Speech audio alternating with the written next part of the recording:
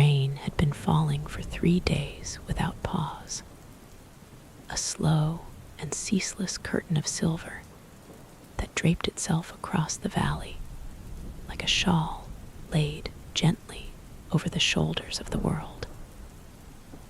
It fell upon the roofs of the small village of Estenmere with a sound so constant, so deeply rhythmic, that the villagers had begun to measure their days not by the movement of the sun, for the sun had hidden itself behind a dome of clouds the color of wet slate, but by the shifting textures of the rain itself.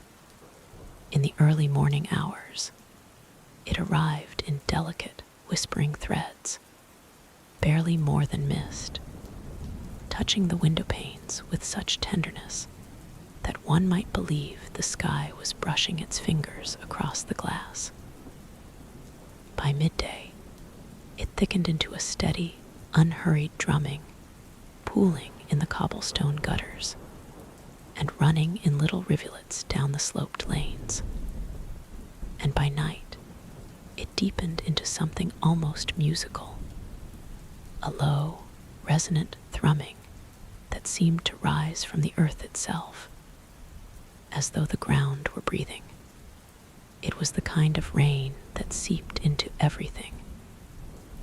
It found its way into the wool of coats left hanging by the door, into the pages of books left open on side tables, into the bones of old houses, settling into their timber frames with a quiet creaking that sounded in the darkest hours, like the houses themselves were sighing.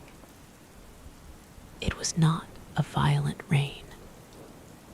There was no thunder to startle the sleepers, no wind to rattle the shutters. It was simply, persistently, beautifully there. A vast, enveloping presence that made the world feel smaller and softer and safer, as though the rain were drawing a gentle curtain around the village, sealing it away from everything that lay beyond. And beyond the village, of course, there was a great deal. Beyond Estenmere, the valley widened and then narrowed again, climbing through forests of pine and birch, where the rain collected on every needle and leaf before releasing itself in sudden, sparkling cascades when the wind stirred the branches. Beyond the forests, the land rose sharply into a range of hills that the locals called the Vale, because in any kind of weather, but most especially in the rain, they disappeared behind a wall of mist and cloud that made them look less like hills and more like the edge of the world itself. And beyond the Vale, or so the stories said, there lay a kingdom that had no name on any map drawn in the last 300 years. A kingdom where winter did not come and go with the turning of the seasons, but simply was, always and forever, a land of white silence and crystalline light. A kingdom ruled, or so it was whispered by firelight on evenings exactly like this one, by a queen who had been asleep for a very long time. These were the stories that Alara Voss had grown up hearing. And on this particular evening, the third of the endless rain, she was thinking about them more than she usually did.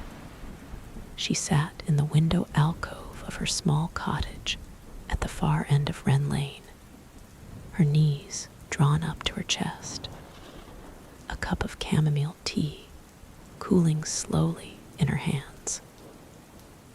She was 34 years old, she often felt older, as though she had been carrying something heavy for so long that it had become part of her skeleton, part of the way she held herself when she walked through the village, part of the way she breathed when she lay in bed at night listening to the rain. She had lived in a Stenmere her entire life, had taken over her mother's herbalist shop when her mother had passed 5 years ago, had settled into the quiet rhythms of the place with the kind of resignation that people sometimes mistake for contentment. She knew the names of every plant that grew in the valley. She knew which teas soothed a cough and which tinctures calmed a racing mind.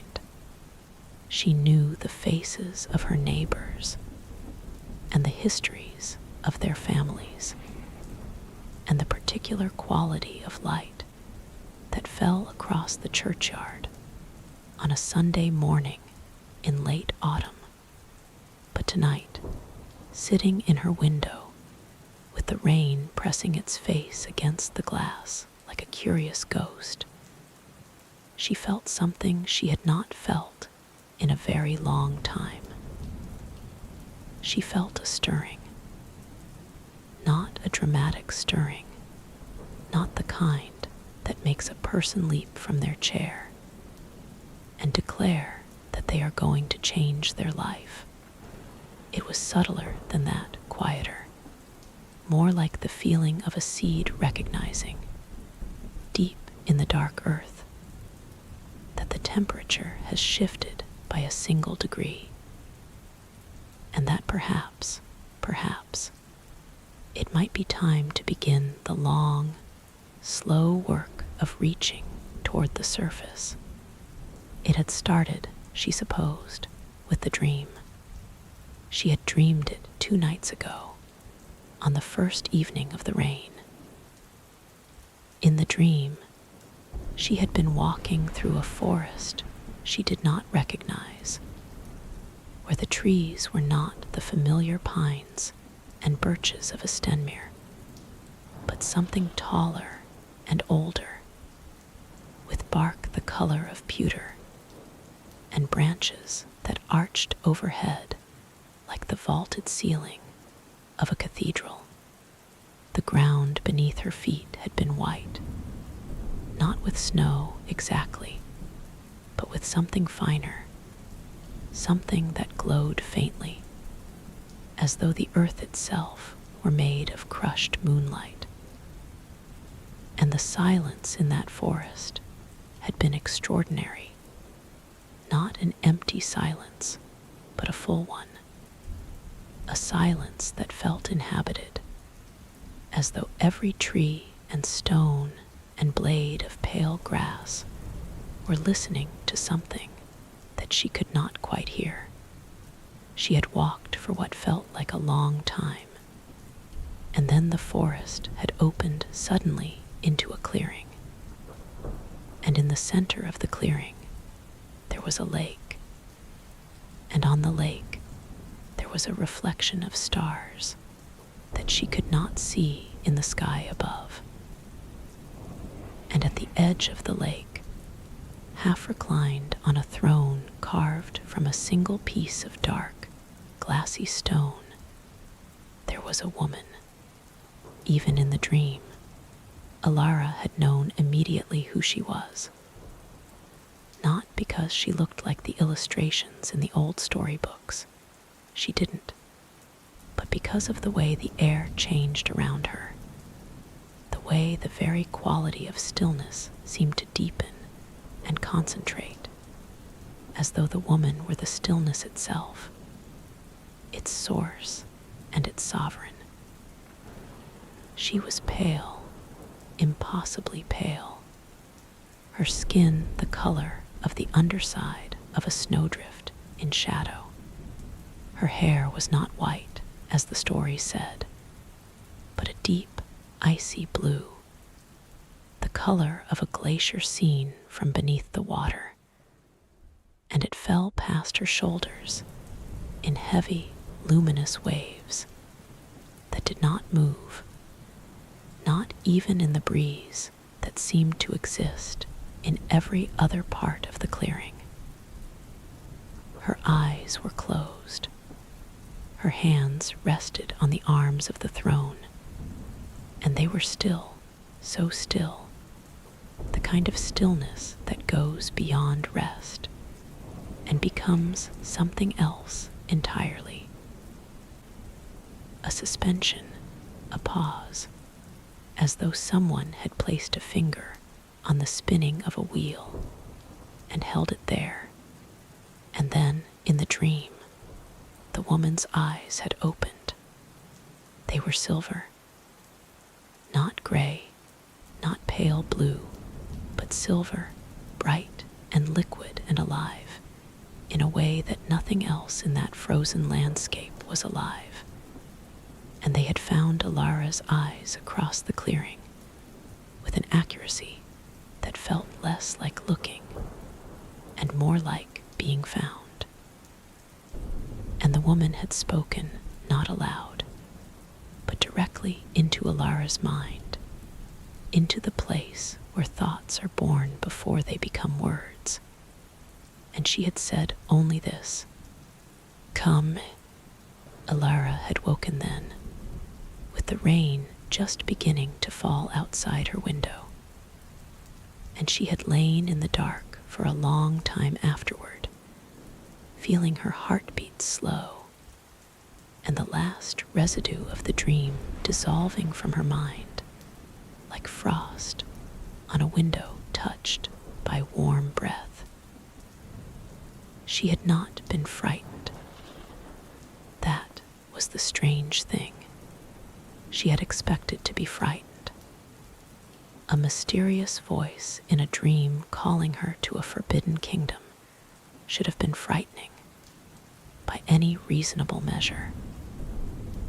But instead, she had felt something much more unsettling, which was a deep, calm certainty that the dream had not been a dream at all, or at least not only a dream, and that the invitation it contained was real. She had not told anyone about it, of course.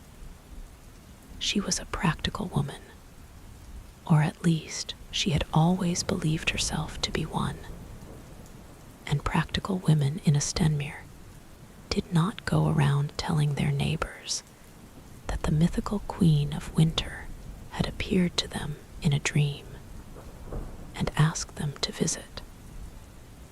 They made their teas and tended their shops and listened to the rain and went to bed early, and that was considered more than enough. But on the third evening, as the rain continued its patient, relentless fall, and the light outside faded from gray to darker gray to something that was almost, but not quite night, Alara found herself standing in front of the old map that hung in the back room of her shop, the one that had belonged to her grandmother, and that her mother had always said was not to be trusted, because it showed things that didn't exist anymore. And there, beyond the veil, in a space that on modern maps was simply blank, Alara could see it. A small, careful drawing of a kingdom surrounded by mountains, with a single path leading to it through a pass marked with a word in a language she didn't recognize.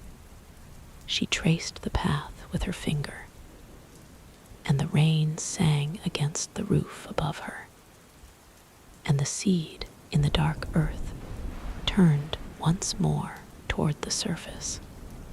She left the next morning.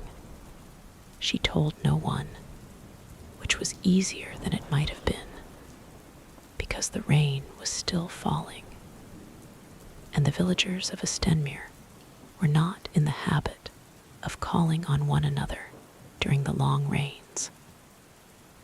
They stayed inside, tending their fires and their thoughts, and if they noticed anything at all, it was only the distant sound of boots on wet cobblestones sometime before dawn. And even that was swallowed almost immediately by the rain's ceaseless murmur.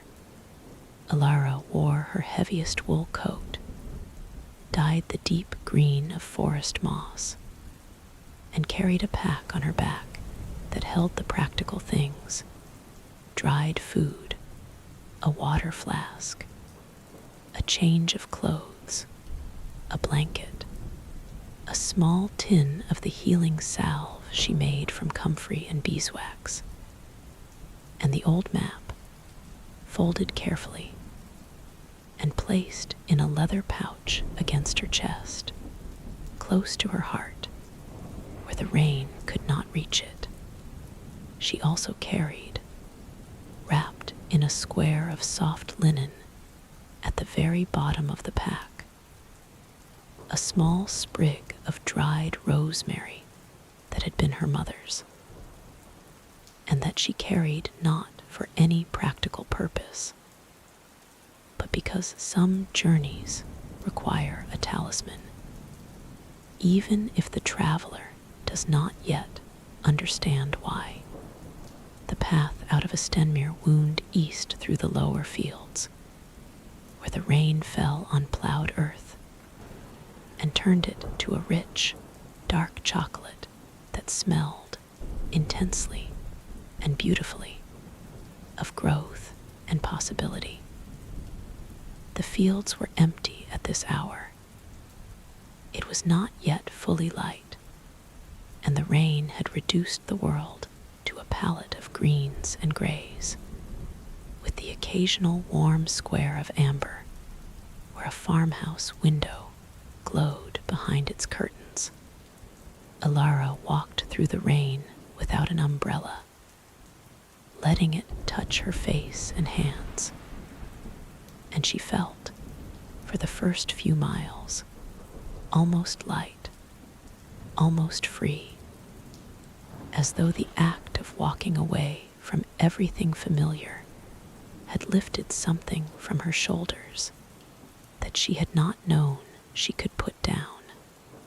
But by the time she reached the edge of the forest, the lightness had faded, replaced by something more complicated, a mixture of doubt and determination that sat in her chest like a stone in a pocket, weighing her down just enough to make each step feel deliberate, considered, chosen. She stopped at the tree line and looked back. The village was invisible now, hidden behind a curtain of rain and mist, and she realized with a small start that she could not even see the church spire, which on a clear day was visible from almost everywhere in the valley. The world behind her had already disappeared, and the world ahead of her was the forest, dark and dense and dripping, and beyond that the veil, and beyond that she did not know what. She turned and walked into the trees. The rain sounded different under the forest canopy.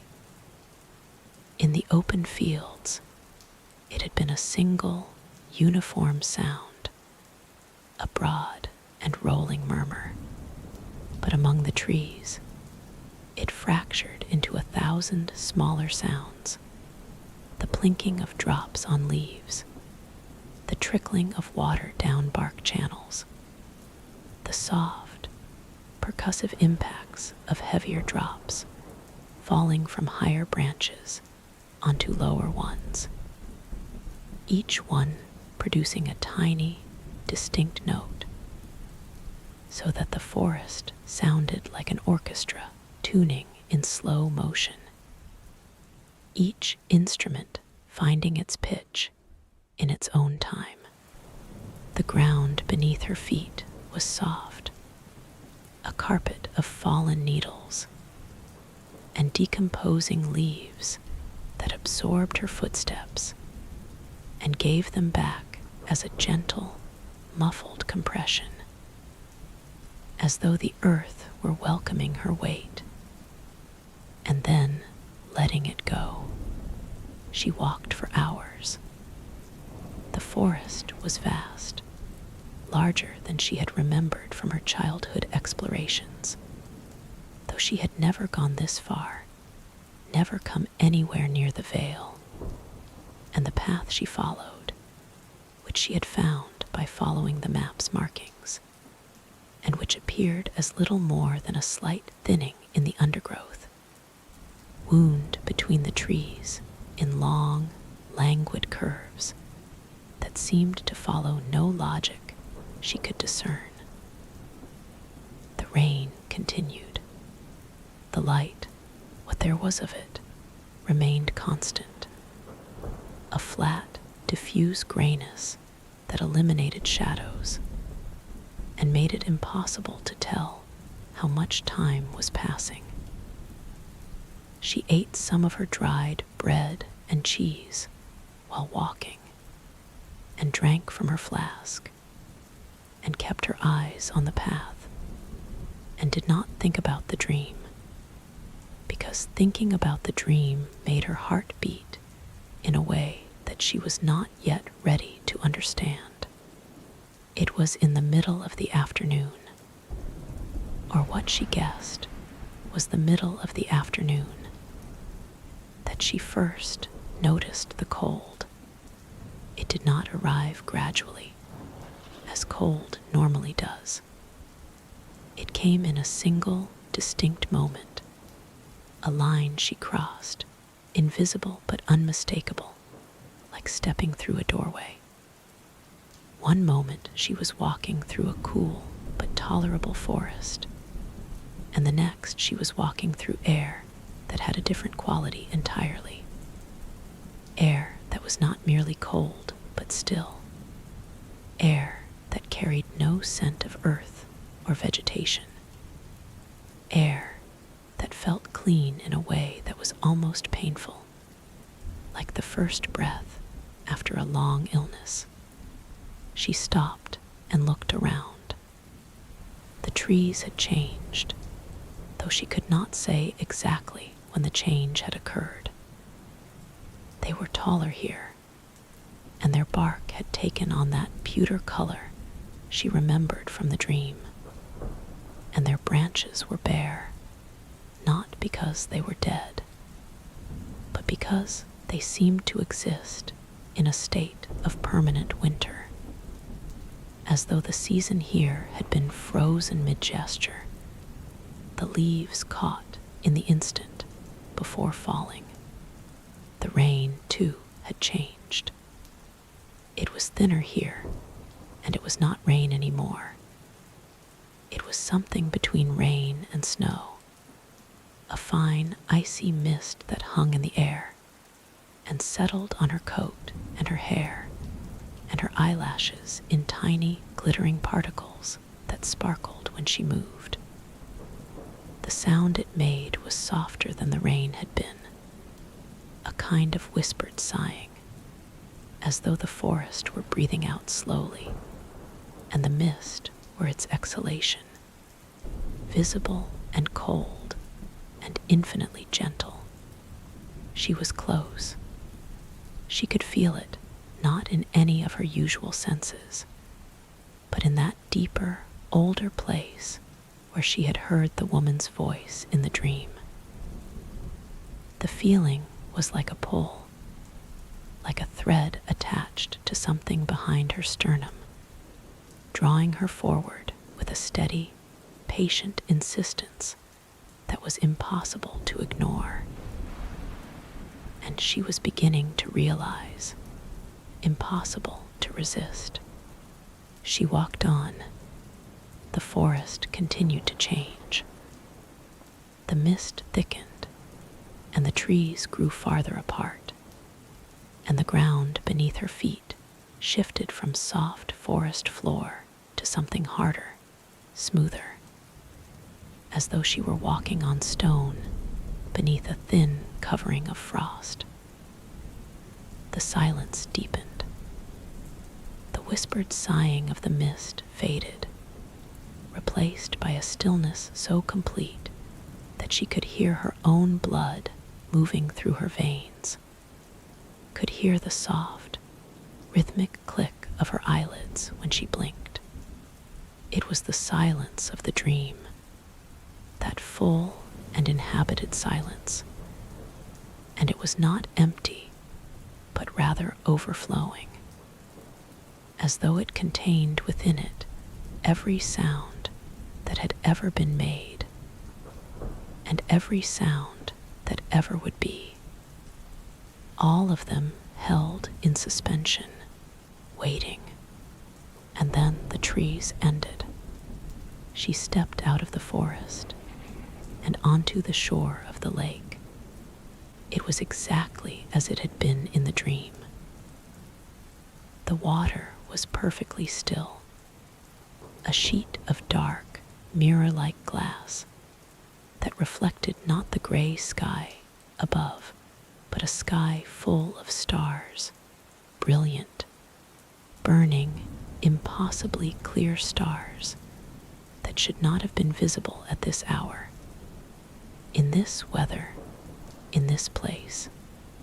The stars in the lake were brighter than any stars she had ever seen, and they shimmered on the water's surface with a kind of inner light, as though the lake were not reflecting the sky, but generating its own sky, its own cosmos, deep in the water's dark heart.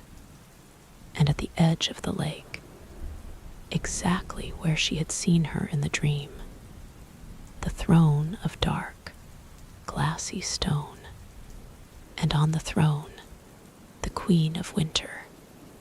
She was not, Alara realized, as large as she had seemed in the dream. Or rather, her physical presence was not large. She was a woman of average height, slender, wrapped in a gown of a color that Alara could not quite name, a color that seemed to shift between deep blue and deep violet, and something that was not a color at all but a quality of light. The way moonlight on snow is not white, but luminous. It was her stillness that made her seem large, that made her fill the clearing like a mountain fills a valley, not by taking up space, but by altering the space around her, drawing it inward, concentrating it, making the air near her feel dense and significant, as though every cubic inch of the atmosphere in her vicinity mattered in a way that atmosphere usually does not. Her eyes were closed. Alara stood at the edge of the forest and looked at her, and the rain mist settled on her shoulders and sparkled in her hair, and she waited. She did not know what she was waiting for. She did not know what she had expected to happen, that the queen would wake and greet her, that there would be some sign or some ceremony, that the purpose of her journey would reveal itself with the clarity and swiftness of a storybook climax. But none of that happened. The queen slept. The lake held its stars. The mist fell. The silence held. Minutes passed, perhaps many minutes. Alara became aware that she was shivering, and not from the cold, though the cold was intense, far more intense than it should have been for early autumn, but from something else, something that felt like the body's physical response to a question it cannot answer, a trembling that arises not from fear, but from the proximity of something vast and incomprehensible. The way a hand will tremble if held too close to a flame, not because the hand is afraid, but because the body knows, in its ancient and wordless wisdom, that it is in the presence of a power that could reshape it. She took a step forward, then another, then another. Each step felt like a negotiation with the silence, a careful asking of permission, and the silence, each time, seemed to consider her request, and then, slowly, graciously, allow it. She crossed the clearing. It was perhaps 50 yards from the tree line to the throne, though distance here felt uncertain, as though the space between things was not fixed, but fluid, responsive to the attention paid to it.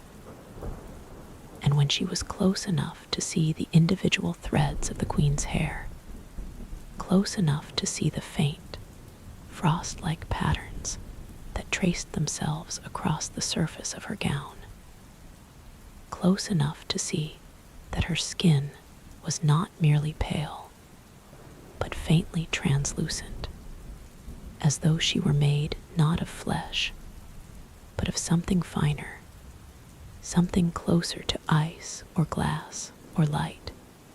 She stopped, and the queen's eyes opened. They were silver, just as they had been in the dream, bright and liquid and alive. And they found Alara's with the same unerring accuracy, the same sense of being found rather than being looked at. And Alara felt, with a certainty that went beyond thought, beyond reason, beyond anything she had ever experienced, that she was known.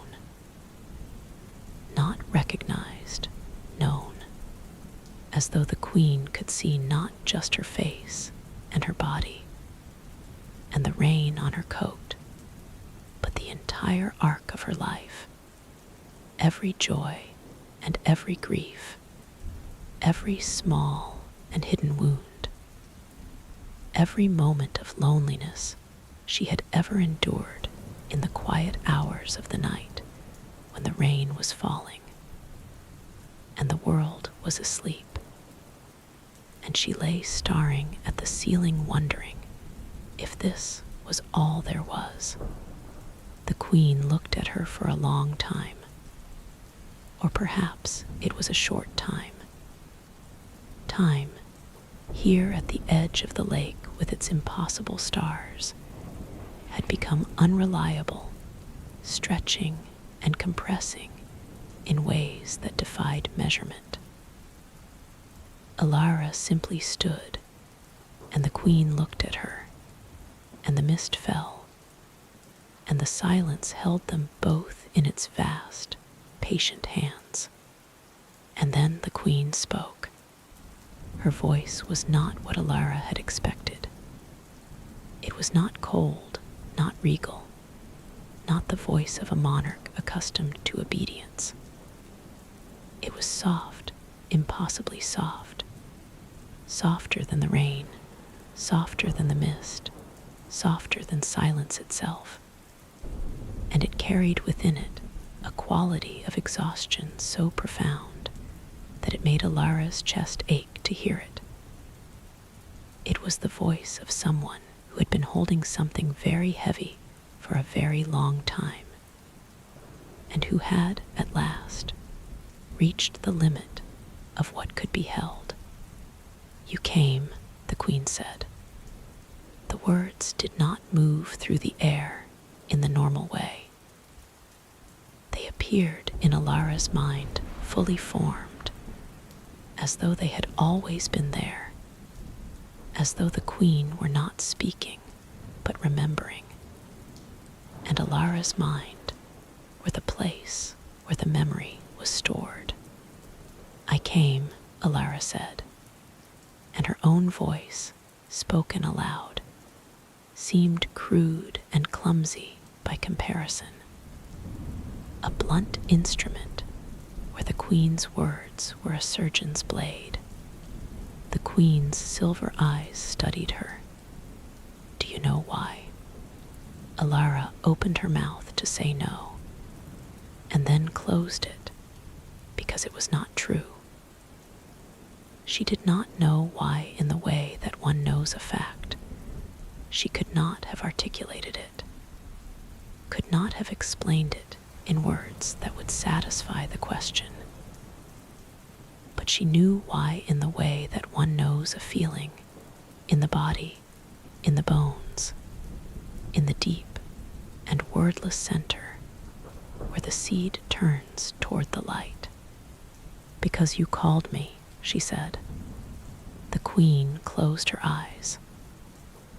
When she opened them again, something had changed, a flicker of something that might have been relief, or might have been grief, or might have been both intertwined so tightly that they could not be separated.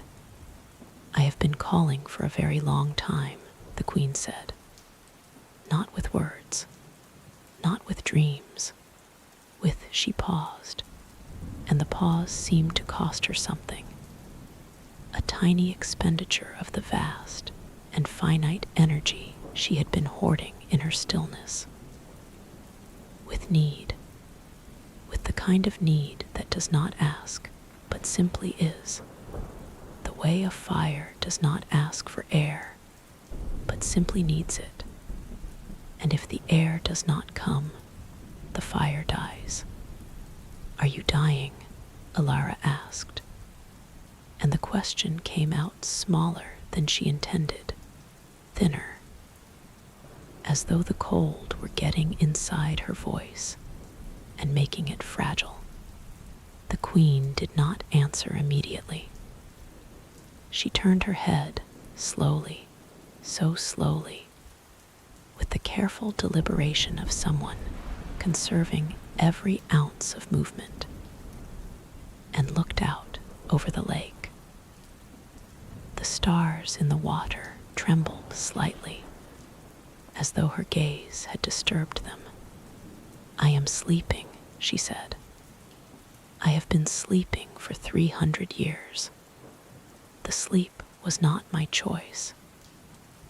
It was imposed upon me by the same power that gave me my crown and my kingdom and my dominion over the winter. It was the price. They told me it would be the price before I accepted.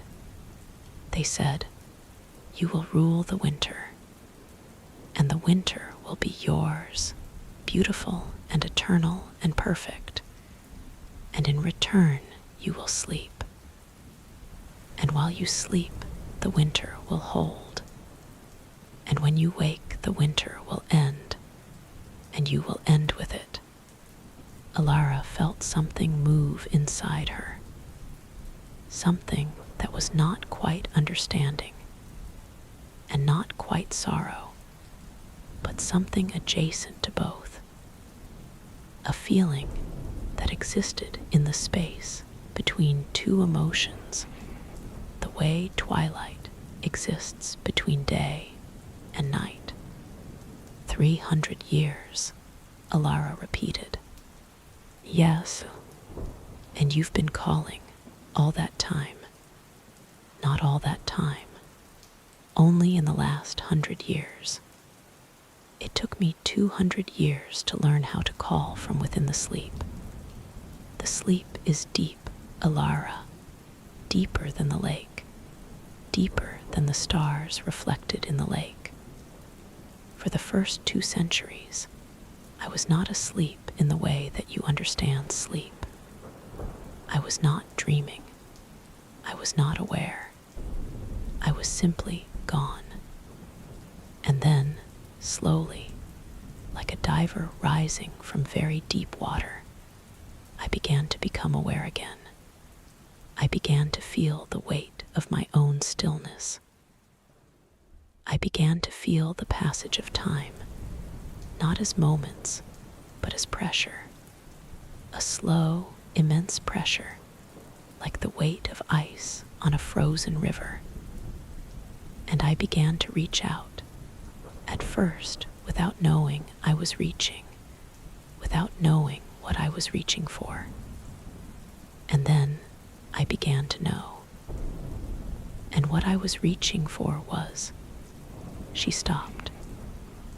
Her silver eyes found Alara's again, and in them Alara saw something she had never seen before in any pair of eyes, human or otherwise. A loneliness so vast and so old that it had passed beyond pain and beyond grief and into a kind of terrible crystal clarity. The way a landscape seen from a very great height loses its detail and becomes pure form, pure shape, pure and devastating abstraction. "What were you reaching for?" Alara whispered. "A witness," the queen said. "Someone to see me. Someone to know that I am here, that I have been here, that I have been holding the winter for 300 years with nothing, and no one, not even my own waking mind, for company. Someone to sit with me in the silence and the cold and the stillness and simply be present, so that when I am gone, when the sleep ends and the winter ends and I end, there will be at least one person in the world who remembers that I was real." The mist fell. The stars trembled. The silence, for one brief and shattering moment, broke not with sound, but with the absence of sound. A gap in the silence that was more profound than any noise could have been. A void that opened and closed in the space of a heartbeat, and left behind a stillness that was different from the stillness that had come before, deeper, more intimate, as though the silence had drawn closer to wrap itself around both of them like a second skin. Alara sat down on the cold ground beside the throne. She did not decide to do it. Her body simply did it, as though it knew something that her mind had not yet caught up to. She sat, and the cold of the ground seeped through her coat and her trousers and into her skin, and she did not move. She sat, and the mist settled on her hair and her shoulders and turned her into something partly of this world and partly of the Queen's world. A bridge, a threshold, a point of connection between the warm, rain-soaked valley she had come from and this frozen, starlit shore she had arrived at. "I'm here," she said, and the Queen closed her eyes, and something in her stillness shifted, loosened, like a knot that has been tied for so long that the rope has forgotten its original shape, and then, suddenly, remembers. The Queen did not speak again for a long time. Alara sat beside her, and the mist fell, and the stars in the lake moved so slowly that at first Alara thought she was imagining it. But then she realized that they were rotating, all of them, in a vast, stately spiral that turned the surface of the lake into a slow-motion galaxy. A wheel of light turning in the dark water, with a grace and patience that made her think of the way the earth itself must turn, too slowly for any human to perceive, but turning nonetheless, always turning. She did not feel the cold anymore, or rather, she felt it, But it had changed. It was no longer an enemy, no longer a thing to be resisted or endured. It was simply a quality of this place, like the stillness or the silence or the silver light that seemed to emanate from the queen's skin. It was part of the texture of the experience, and to resist it would have been like resisting the wetness of water or the blueness of the sky. She let it in. She let it fill her. Let it move through her the way the rain moved through the forest, finding every crack and crevice and hollow space, filling them not with warmth, but with a kind of bright, clean clarity that was its own form of comfort, the comfort of being perfectly, completely awake. She thought about her life in a Stenmere. She thought about the shop and the rows of glass jars filled with dried herbs, and the customers who came with their aches and their troubles and their quiet desperations. And she realized, with a surprise that was not entirely pleasant, that she had been asleep too, not in the way the queen had been asleep, not locked in an enchanted stillness, not cut off from the world by a curse or a bargain, but asleep in the way that people sleep when they are afraid of what they might see if they opened their eyes fully.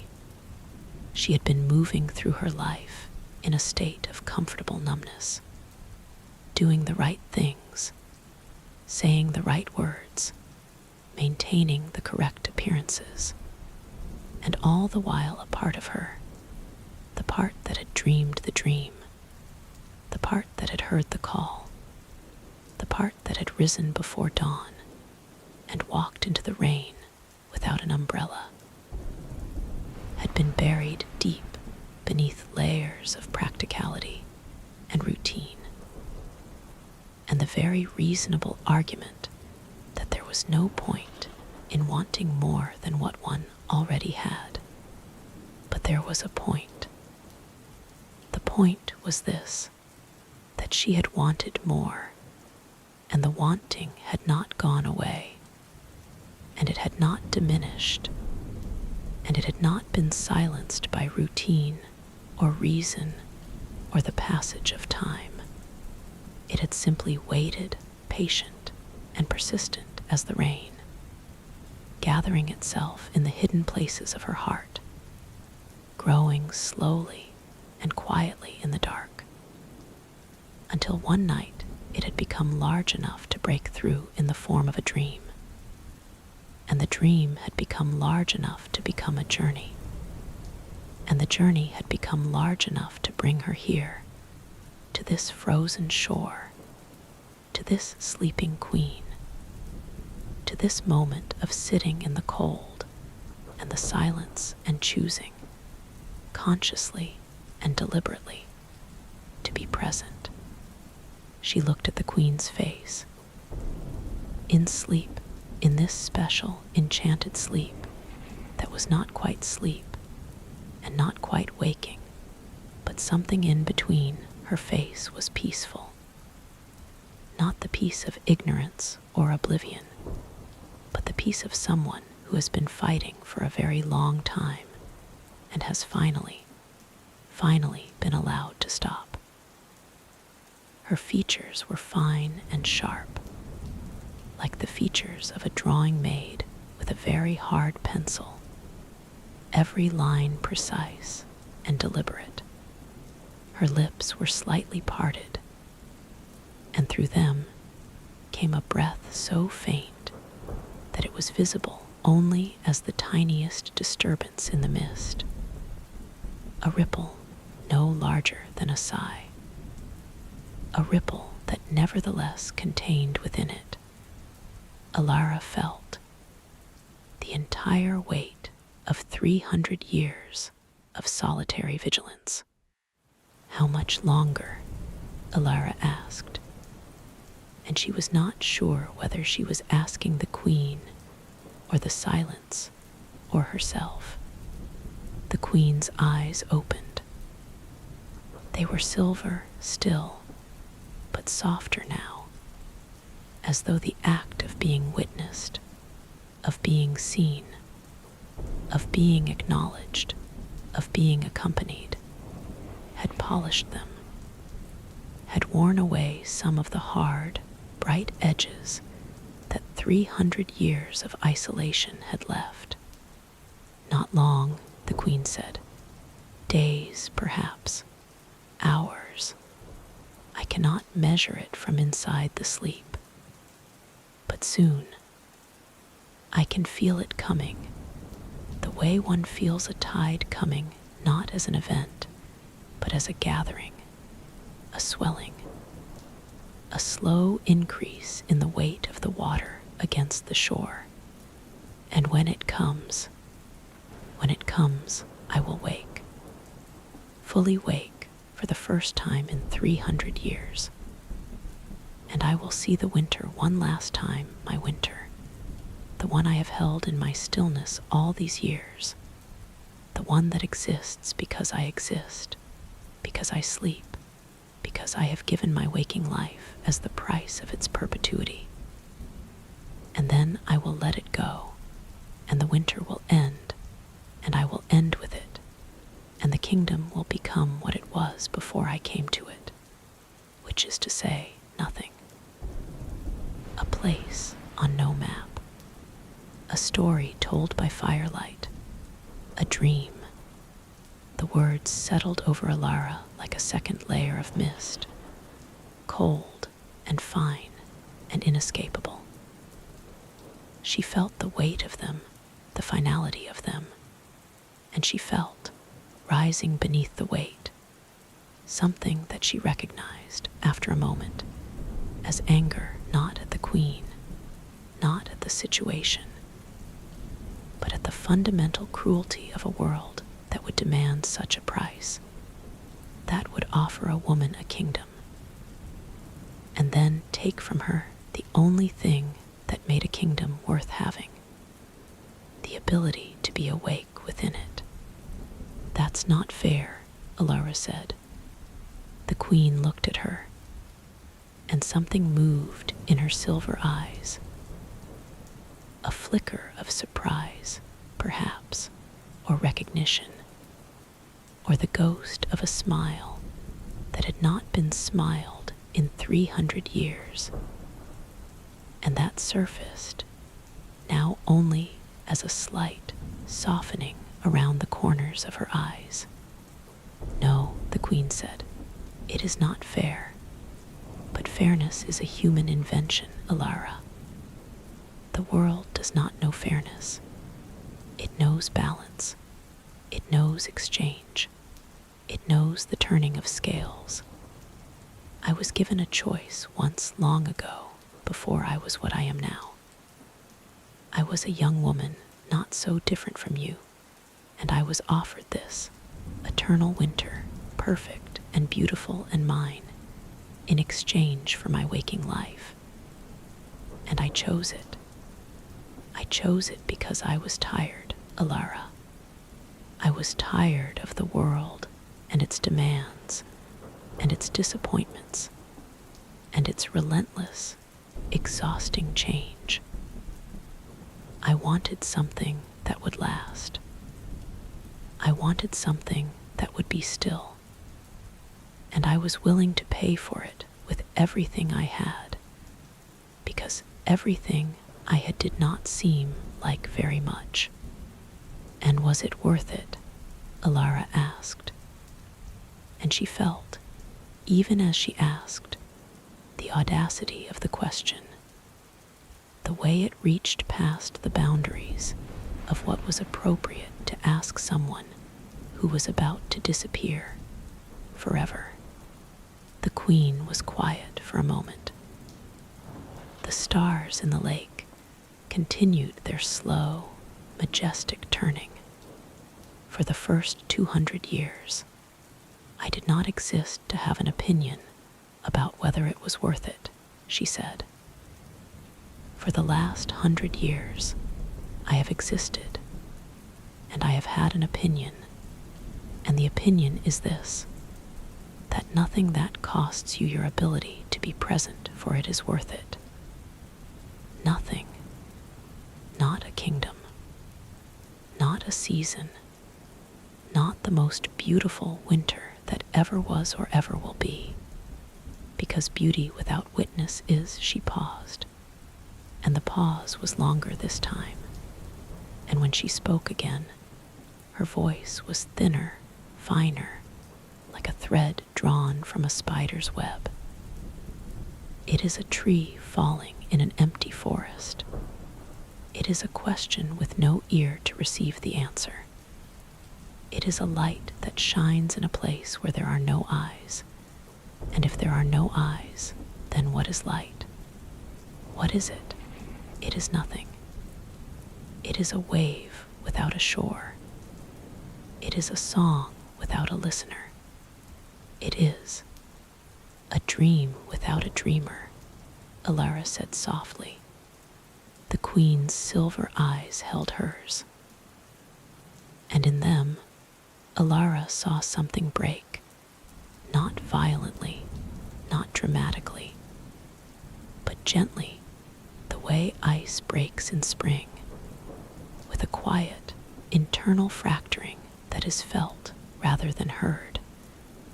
A letting go of structure, a surrender of rigidity, a release into the water beneath. Yes, the queen said that. The night, if it was night, deepened. The mist grew thicker, and the stars in the lake grew brighter, as though the darkness above and the light below were engaged in some ancient, elegant negotiation, each one giving the other meaning by contrast. Alara sat beside the throne, and the cold had become so much a part of her that she no longer noticed it, just as one no longer notices the weight of one's own clothing after wearing it for long enough. She realized, warmer than she had been when she arrived. Not physically warmer, her body was cold, her fingers numb, her breath visible in the air before her, but warmer in some other way, in the way that a hearth is warm not because of the temperature of the stones, but because of the quality of attention it draws from those who sit near it. She was present. She was here. She was witnessing. And the act of witnessing was, she was discovering, not a passive thing, but an active one, a kind of interior radiance that generated its own heat, its own light, its own reason for being.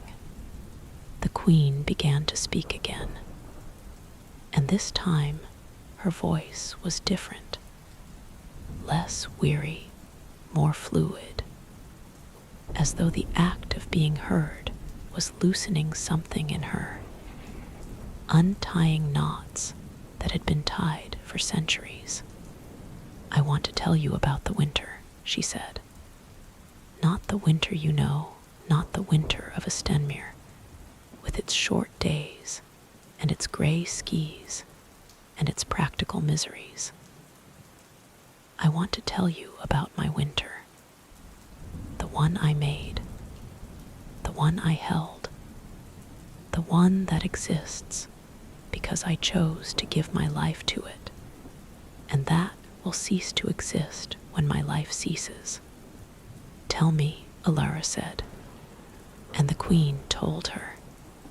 She told her about the first winter, the one that had come into being at the moment of her choosing, the moment when she had said yes to the bargain, and felt herself begin to fall asleep, felt the stillness rise up around her like water rising around a drowning woman, felt the world above her begin to change as she sank into the depths of the enchanted sleep. She told her how the temperature had dropped, not suddenly, but in a long, slow curve, like the arc of a bell swung gently, and how the lakes had frozen from the edges inward, each one a perfect mirror that reflected the sky with such fidelity that the fish beneath the ice could see the clouds above and mistake them for white wings.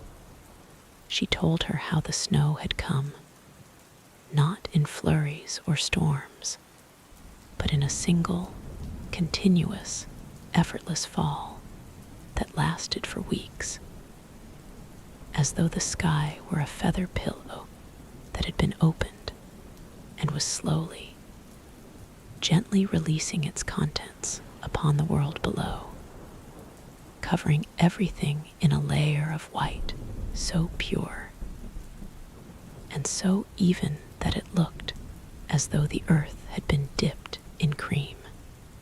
She told her about the forests in her winter, how the trees became sculptures of ice, their bare branches encased in clear coatings that caught the light and fractured it into 1,000 tiny rainbows, so that walking through a winter forest was like walking through a cathedral made of prisms.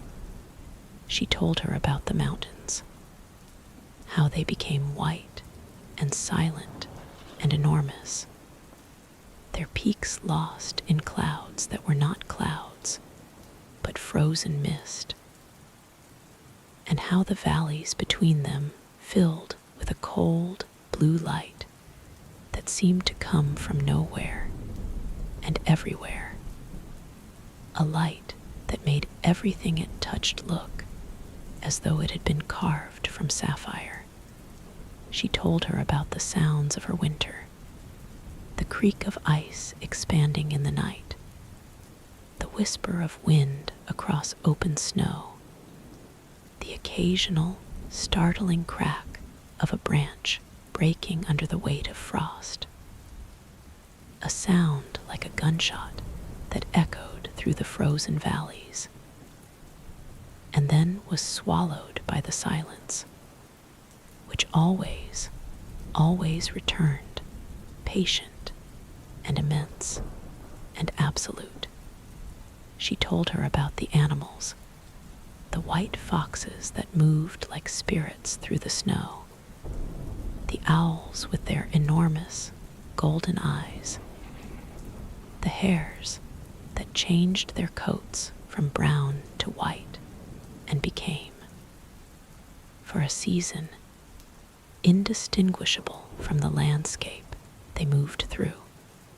She told her about the rivers that slowed and stopped and became roads of ice, and about the waterfalls that froze mid-fall, their cascades suspended in time, the water caught in the act of pouring, and held there, glittering, transformed into something that was no longer water, but a kind of frozen music, a visual echo of the sound the waterfall had made before the cold claimed it. And as she spoke, Alara saw it.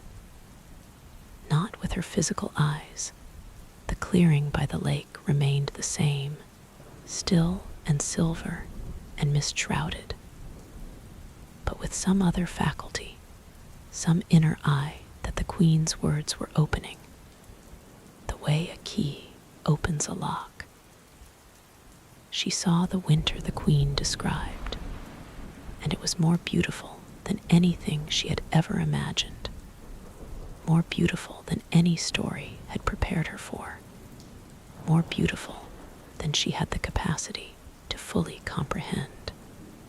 It was a beauty that was also a sadness, because it was a beauty that was ending, that had always been ending, that had been born already dying, born with a termination built into its very structure, like a note played on a piano that begins to fade the instant the hammer strikes the string.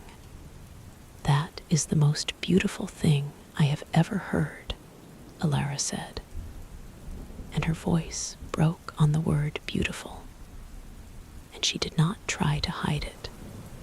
The queen looked at her, and in her silver eyes, for just a moment, there was something that looked like joy, a small, fragile, temporary thing, like a flame lit in a drafty room, but real, unmistakably real, a flash of warmth in the midst of all that cold. "Thank you," the queen said. "Thank you for hearing it. Thank you for seeing it. That is what I needed. That is all I needed. Not to be saved, not to be woken, not to be given a different ending. Just to be seen, just to be known, just to have someone say, this was real, and it was beautiful, and it mattered." "It mattered," Alara said. "It matters." The queen closed her eyes, and this time when they closed, they did not open again. But her stillness changed. It became deeper, more complete, more total, like the stillness at the bottom of the ocean, where no current reaches and no light penetrates, and the pressure is so immense that even the concept of movement becomes meaningless. And Alara felt, in the same deep and wordless place where she had heard the queen's call, that the moment was approaching. The tide was coming in. The sleep was ending. The winter, the real winter, the queen's winter, the winter of impossible beauty and eternal silence, was beginning its final, slow release. And then, without warning, the rain stopped. Not gradually, not in the way that rain usually stops, with a tapering and a thinning and a last few desultory drops. It stopped all at once, completely, as though someone had turned off a tap, and the absence of its sound was so sudden and so total that it created a kind of sonic vacuum, a space where sound should have been and wasn't. And in that space, Alara heard or felt or perceived in some way that transcended the usual categories of perception. A sound that was not a sound. It was a vibration, a frequency, a resonance so low and so deep that it was less a thing heard than a thing experienced, a tremor in the fabric of the world itself, as though the foundations of reality were shifting, settling, adjusting to the imminent departure of something that had been part of their structure for 3 centuries. The lake began to change. The stars in its surface, those impossible, beautiful, anachronistic stars, began to dim, not one by one, but all at once, as though a veil were being drawn across them, a veil of the same gray light that filled the sky above Stenmere, the ordinary light of an ordinary day seen through ordinary clouds. The surface of the water, which had been perfectly still, began to move, not with waves, but with a kind of dissolution, a loss of tension, as though the water were remembering that it was water and not a mirror, and that water's nature is to move, to ripple, to flow, to change. And the queen's throne began to crack. It started as a single line, a hair-thin fracture running from the base of one armrest to the seat. And then another line branched from the first, and then another, and then dozens, hundreds, thousands, a web of cracks spreading across the dark, glassy stone with a speed and intricacy that was itself beautiful, a beauty of disintegration, of structure giving way to process, of stillness yielding at last to the inevitable, relentless force of change. The cracks made no sound, or if they did, the sound was lost in that vast, deep vibration that still filled the air. But Alara could feel them in her teeth, in her bones, in the soles of her feet where they pressed against the cold ground, could feel the throne coming apart beneath the queen's still form, could feel the world rearranging itself to accommodate the absence that was about to occur. And then the queen opened her eyes for the last time. They were no longer silver. They were blue, a deep, warm, human blue, the blue of a summer sky over a Stenmere, the blue of her mother's eyes, the blue of the lake in the valley on a clear morning in June. And in them, Alara saw not a queen but a woman, a young woman, suddenly, impossibly young, as though the 300 years of enchanted sleep had been erased in an instant, as though the mask of winter had been lifted to reveal the face beneath it, the face of the person who had made the choice all those years ago, the person who had been tired and sad and afraid of change, and who had reached for stillness the way a drowning person reaches for a rope, not because they love the rope, but because they are desperate for something to hold on to. The young woman looked at Alara, and she smiled. It was a small smile, barely more than a suggestion, a slight lifting of the corners of her mouth, but it contained within it more warmth than the entire kingdom of winter had ever contained in all its 300 years of frozen, crystalline perfection. It was a human smile, imperfect and fleeting and irreplaceable, and it was the most beautiful thing Alara had ever seen, more beautiful than the starlit lake, more beautiful than the ice forests, more beautiful than the frozen waterfalls, because it was alive, fully and completely alive, alive in the way that only a thing that is about to end can be alive, burning with the desperate, luminous clarity of a flame in its final second.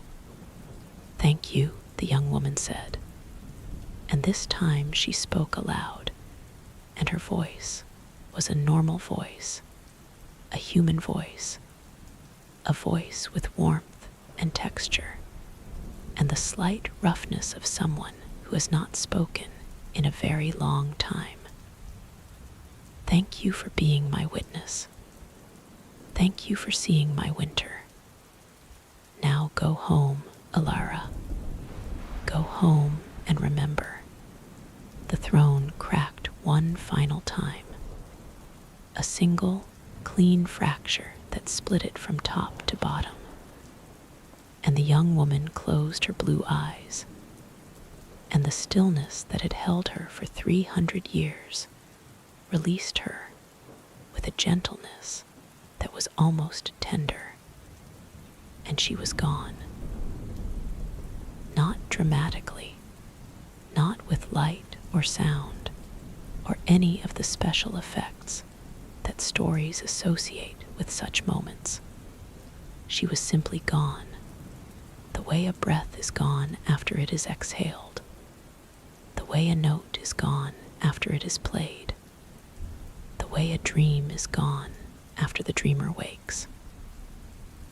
One moment she was there, and the next moment she was not, and the throne was just a pile of dark, glassy stones on the shore of a lake that was no longer reflecting stars, but was reflecting, instead, the gray, ordinary, infinitely precious sky.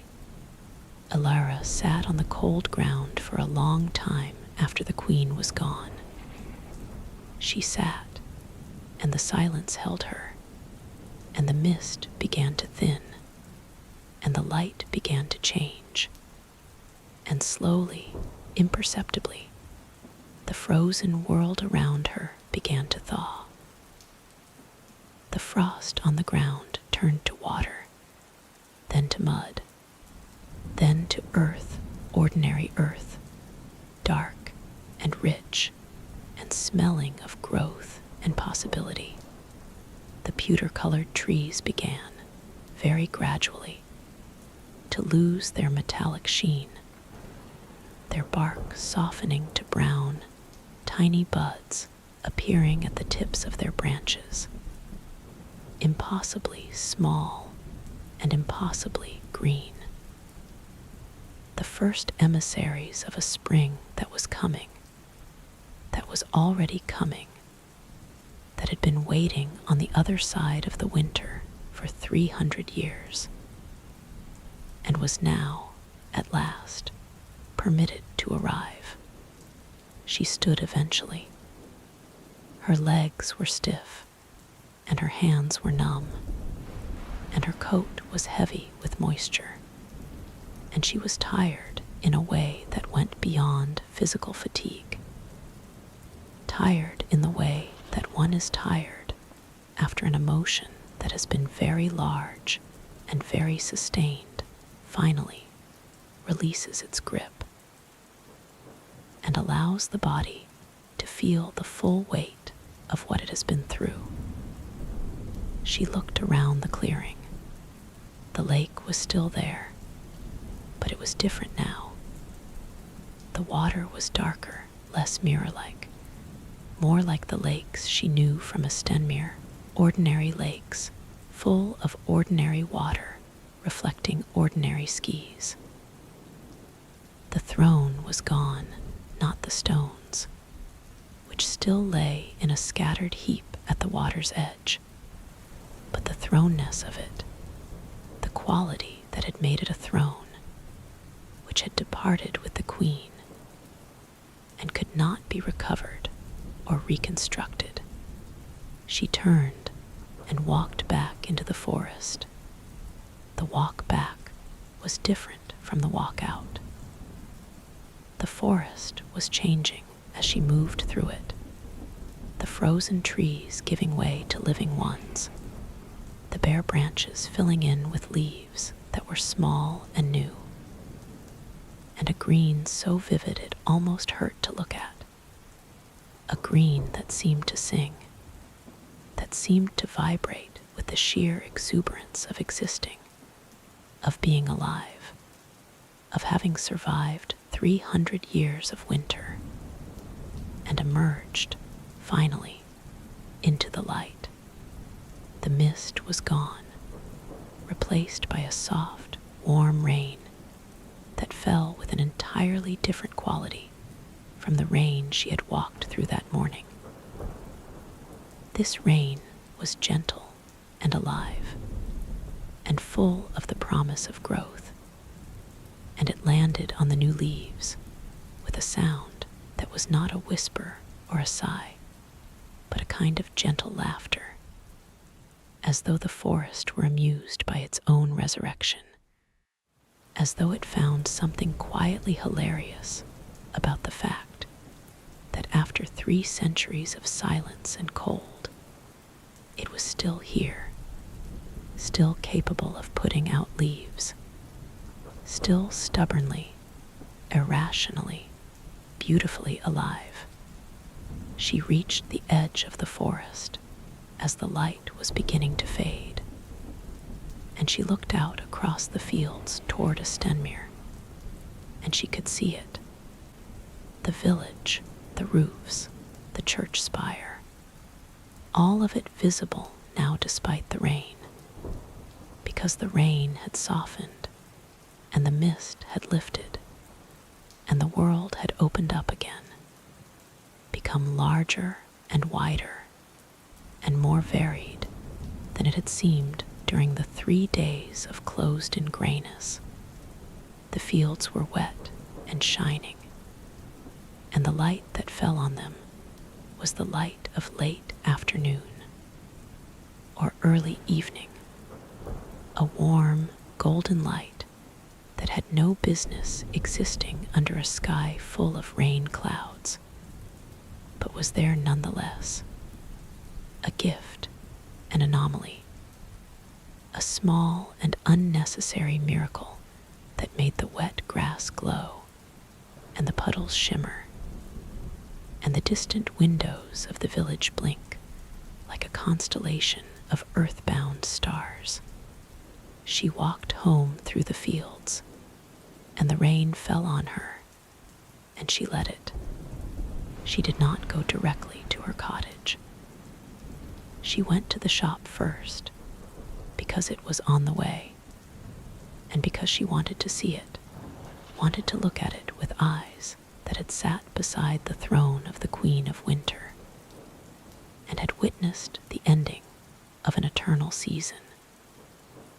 The shop looked the same wooden sign with its painted herbs, the same window display of dried flowers and glass jars, the same sturdy door with its brass handle worn smooth by decades of hands.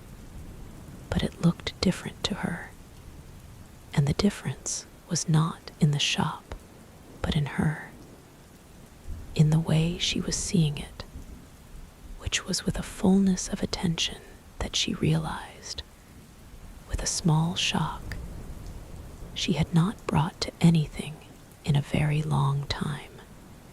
She was seeing the shop, the way the Queen had described her winter, not as a backdrop or a setting or a context, but as a thing in itself, a particular and irreplaceable arrangement of matter and meaning that existed in this exact configuration, only here and only now, and would never exist in exactly this way again. She went inside. The familiar smells enveloped her: dried lavender, chamomile, rosemary, the faint medicinal sharpness of witch hazel, the warm, woody scent of the old shelves. She moved through the shop slowly, touching things as she went: the smooth glass of a jar filled with dried chamomile flowers, the rough bark of a bundle of cinnamon sticks, the soft, velvety leaves of a sage plant that sat on the windowsill, somehow still alive despite the lack of consistent sunlight.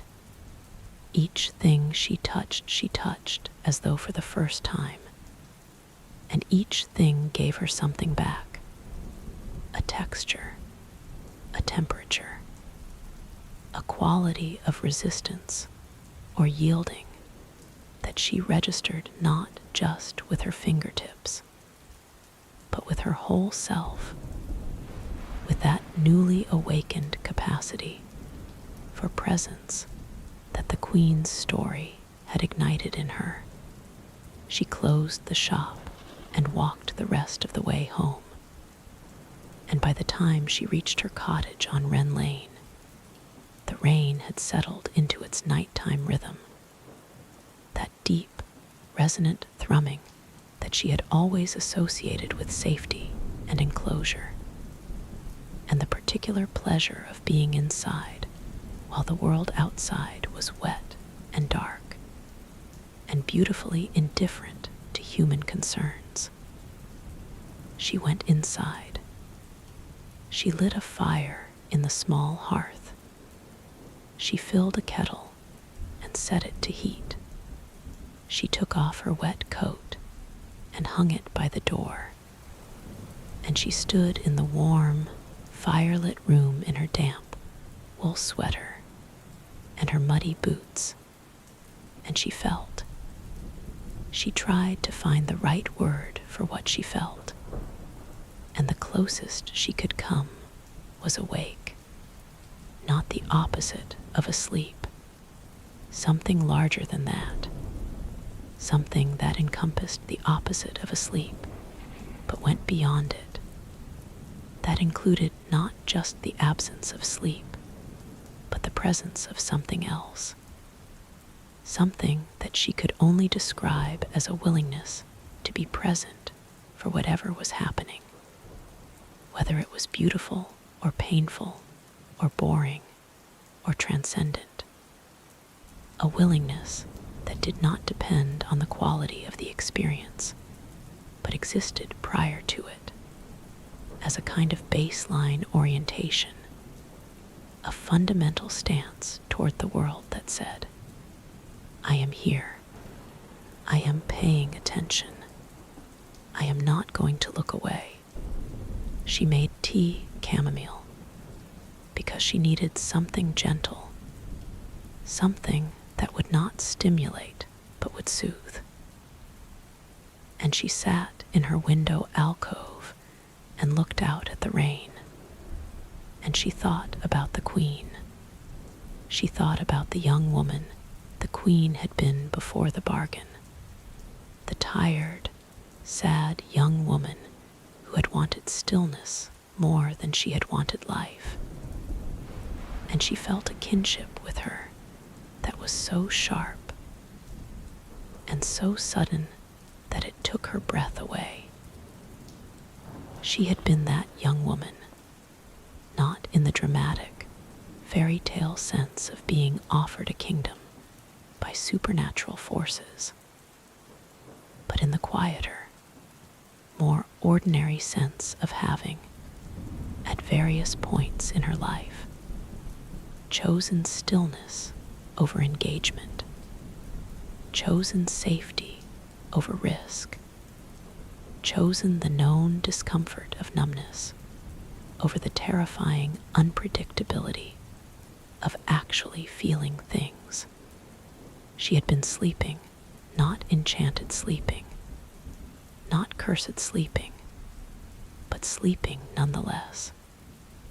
The sleeping of someone who has decided, at some deep and not fully conscious level, that the world is too much, and that the only sane response is to turn down the volume, to dim the lights, to exist at half capacity in order to conserve energy for a future that never seems to arrive.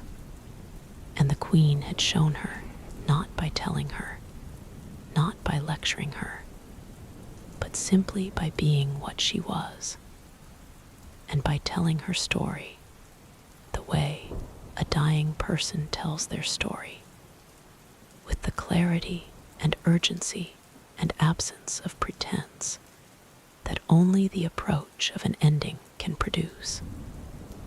That this kind of sleeping is its own form of death, not literal death, not the cessation of heartbeat and breath, but the death of witness, the death of presence, the death of the capacity to say, this was real, and it was beautiful, and it mattered, and that this death, while it does not stop the heart or still the breath, is a kind of dying nonetheless, a shrinking of the self, a narrowing of the aperture through which the world enters, until everything is gray and muffled and far away. And the rain on the window is just rain on the window, and not the voice of the sky saying something too large and too important for words. The rain fell, the fire crackled, the tea cooled in her hands, and Alara sat in her window and let herself feel whatever she was feeling, without trying to name it or manage it, or turn it into something more comfortable. And the feeling moved through her like weather moves across a landscape, arriving, intensifying, peaking, fading, making way for the next feeling, and the next, in an endless, organic procession that was. She realized what being alive actually felt like when you stopped trying to control it. She slept that night without dreaming. Or rather, she slept, and if she dreamed, she did not remember it, which was, she thought, probably for the best. Some experiences are too large and too complex to be processed by the dream mind, and they require instead the slower, deeper alchemy of waking life, the gradual, sedimentary process of living with something until it becomes part of you, until it stops being a story you heard or a thing that happened to you, and becomes, instead, a thread in the fabric of who you are, invisible but structural, impossible to remove without unraveling the whole cloth. She woke to the sound of rain still falling, still patient, still endlessly, beautifully itself. And she lay in bed for a while, listening to it. And she did not think about anything in particular. She simply listened, the way one listens to music, not for meaning, but for the experience of listening, for the texture of the sound as it entered her ears and moved through her mind and settled somewhere in her chest, where it became not sound but feeling, not rain but the memory of rain, which is, she was beginning to understand, a different and in some ways richer thing than rain itself. She got up. She made breakfast, eggs and toast, and more tea. The simple, solid, grounding foods of an ordinary morning. She ate at her small table by the window, and she watched the rain fall on Wren Lane, and she watched her neighbor, old Mr. Harwick, emerge from his house in a waterproof cape and a pair of rubber boots, and walk to the end of the lane to check on his chickens, which were sheltering under a makeshift canopy of tarps, and looked, even from this distance, magnificently unimpressed by the weather. She watched a pair of sparrows argue on a branch outside her window, their small, quick movements a counterpoint to the rain's slow, broad strokes, and she watched the rain make patterns on the glass. Patterns that were never the same twice, patterns that existed for a moment, and then were dissolved by the next wave of water. Patterns that were, in their transience, perfect. She went to the shop and opened it, and the first customer of the day was Mrs. Brennan, who came in every Tuesday for a tin of the sleep tea that Alara made from valerian and passion flower, and a small amount of lavender, and who always stayed for exactly 15 minutes to chat about the weather and her grandchildren and the state of the road near the mill, which was always, according to Mrs. Brennan, in a worse state than it had been the week before. And Alara listened to her, really listened, not with half her attention on the shelves, or the clock, or the mental list of things she needed to do, but with all of her attention, with the full, engaged, wide-awake presence that the Queen had shown her was possible. And she noticed things about Mrs. Brennan that she had never noticed before. The way her eyes crinkled when she talked about her grandchildren. The way her hands moved when she described the road's disrepair, gesturing as though she were conducting an orchestra of complaints. The way her voice softened when she mentioned her husband, who had died 2 years ago, and whose absence she carried with her like a stone in her pocket, touching it from time to time to make sure it was still there. "Are you all right, dear?" Mrs. Brennan asked, because Alara was looking at her in a way that was unusual. And Mrs. Brennan, for all her talkativeness, was a perceptive woman who could read the weather of another person's face as accurately as she could read the weather in the sky. "I'm all right," Alara said. "I'm good, actually. I'm really good." "Well," Mrs. Brennan said, and she picked up her tin of sleep tea and held it in both hands the way one holds something precious. "You look different. I can't say how exactly, but different. Good different, mind you, not the other kind."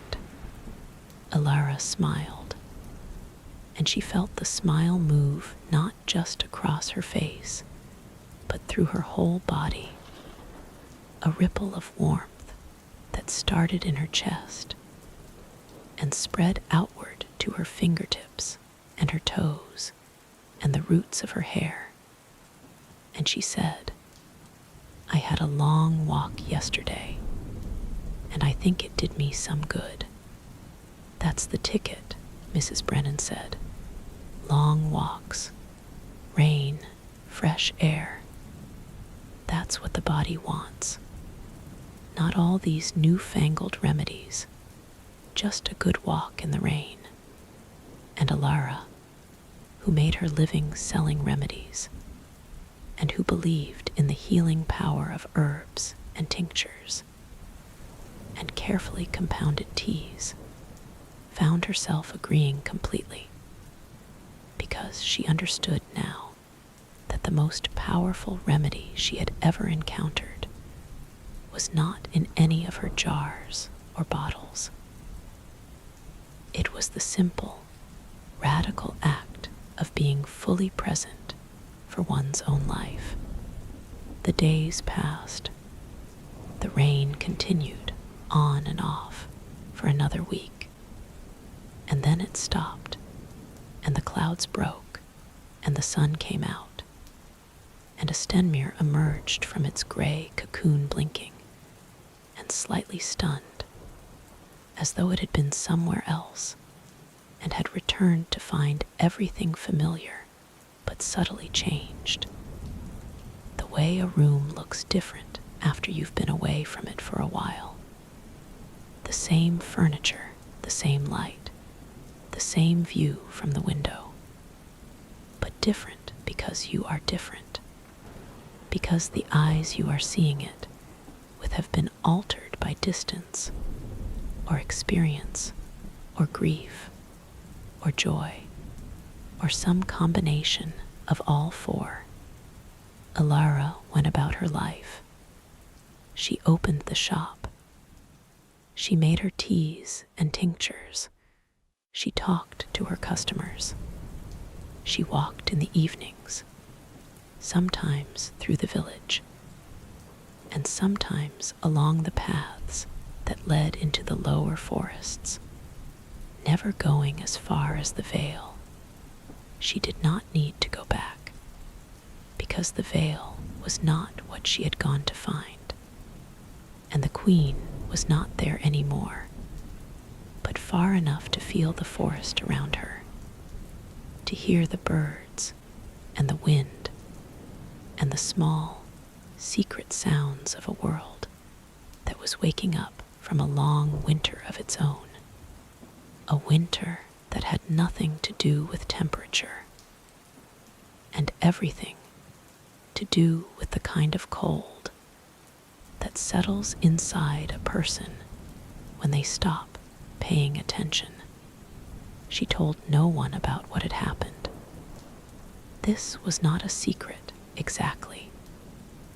She would have told anyone who asked, honestly and completely, without embellishment or omission. But no one asked, because there was nothing in her outward behavior to prompt the question. She looked the same. She dressed the same. She worked the same hours and said the same things and lived in the same cottage on Wren Lane. The change was internal, structural, architectural.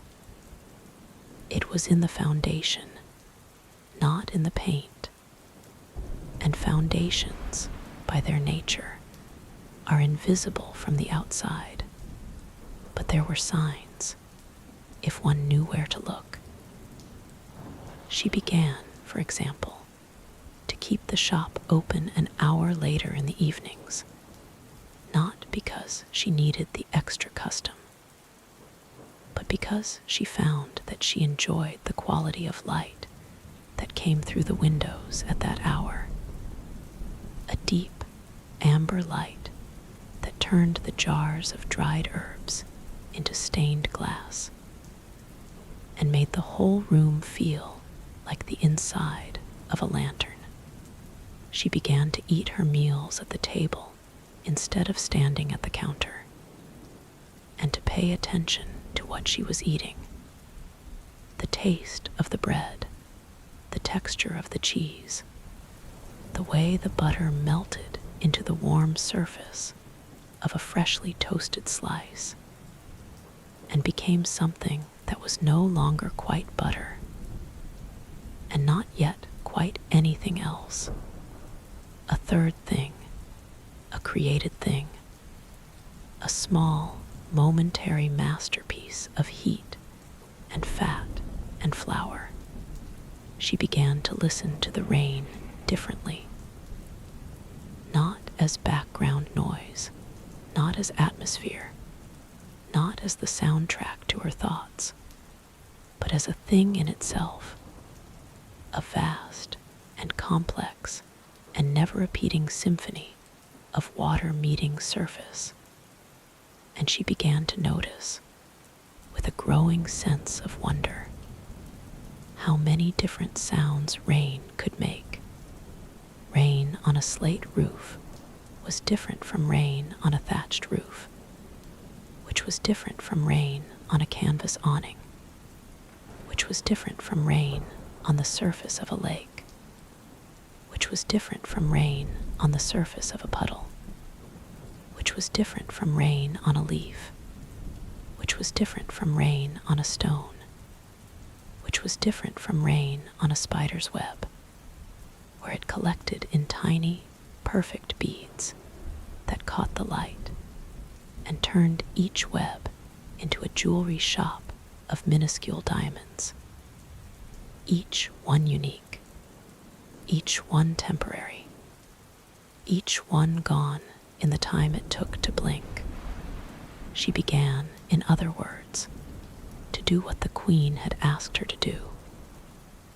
She began to witness, not in the grand, dramatic sense of witnessing great events or historic moments, but in the quiet, sustained, unspectacular sense of witnessing the ordinary, the everyday, the endlessly recurring miracle of existence in its most basic forms.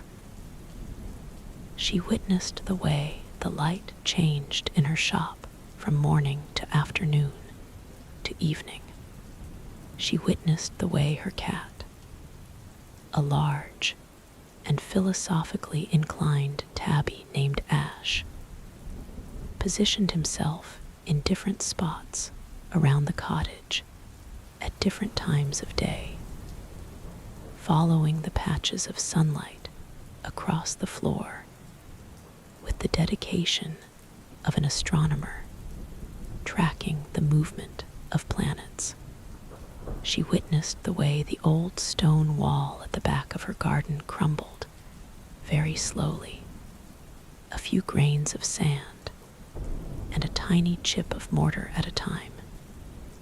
And she understood, watching it, that this was not decay, but process, not failure, but the world's patient, unhurried way of being in time, of allowing everything to become something else, of trusting that the end of one form is always the beginning of another. And sometimes in the evenings, when the rain was falling and the fire was burning and the world was as small and as safe as it could be, she would sit in her window alcove and close her eyes and let her mind go back to the lake, not to relive the experience, but to visit it, the way one visits a grave or a childhood home or a place where something important happened. Not to dwell on what was lost, but to acknowledge that it was real, that it mattered, that it had changed her in ways she was still discovering, and would probably still be discovering for the rest of her life. She would sit, and she would remember the silver eyes, and the voice like a thread from a spider's web, and the throne of dark glass cracking in the silence, and the young woman's smile, that small, human, imperfect, irreplaceable smile. And she would feel, rising in her chest, a gratitude that was too large and too complex for words, a gratitude that encompassed not just the queen and the winter and the journey, but the rain and the village and the shop and the customers and the sparrows and the cat and the crumbling wall and the toast with melted butter and the thousand other ordinary, extraordinary things that made up the fabric of the life she had been given, and that she had, for too long, been only half living. Winter came to Stenmere that year, as it always did, in late November. It arrived not with a dramatic first snowfall, but with a slow, incremental cooling, a gradual shortening of the days, a subtle shift in the quality of the light from golden to pale to the thin, clear, watery light of midwinter that made everything look as though it had been washed in a very gentle, very cold stream. The first frost came on a Tuesday morning, and Alara woke to find her windows covered in the delicate, feathery patterns that frost makes when it has time and stillness to work with patterns that were, she knew, simply the result of water vapor crystallizing on cold glass. But that looked, to her newly awakened eyes, like messages, like maps, like the handwriting of a world that was trying to tell her something important about the nature of beauty and the value of impermanence. She made coffee instead of tea that morning because it felt like a coffee kind of day, dark and cold and sharp-edged. And she wrapped herself in a blanket and sat in her window alcove and watched the frost melt as the sun rose and the glass warmed. And she thought about the Queen's winter, the real one, the one that had existed for 300 years in a place beyond the veil. And she thought about how that winter was gone now, truly gone, not sleeping, but ended, dissolved, released back into whatever primal, formless state seasons come from before they become themselves. And she thought about how that ending was not a tragedy, or at least not only a tragedy, but also a kind of completion, a fulfillment of the bargain, a return of borrowed materials to their original owner. The Queen had held the winter, and now she had let it go. And in the letting go she had become not nothing, but story and story. Alara was beginning to understand. Was not a lesser form of existence, but a different one. A form that could live in the minds and hearts of those who heard it, and carry within it something of the essence of what had been lost.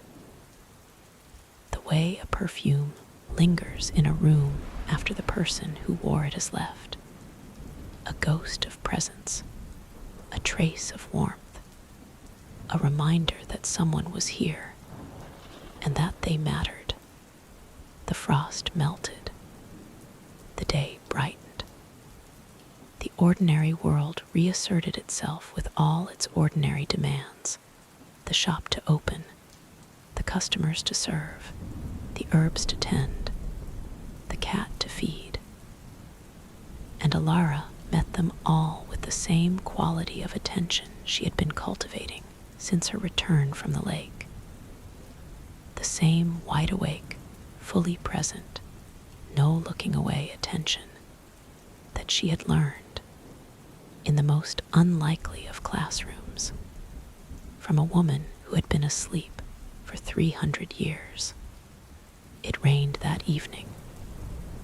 A soft, steady, late autumn rain that drummed on the roof and ran in the gutters and smelled of earth and ending and beginning and the endless, circling, spiraling dance of water through its many forms. Alara sat in her window and listened to it, and she did not think about the Queen or the lake or the winter or the journey or any of the extraordinary things that had happened to her in the extraordinary space beyond the veil. She thought about nothing. She simply sat and listened and let the rain fill her the way it filled the world outside.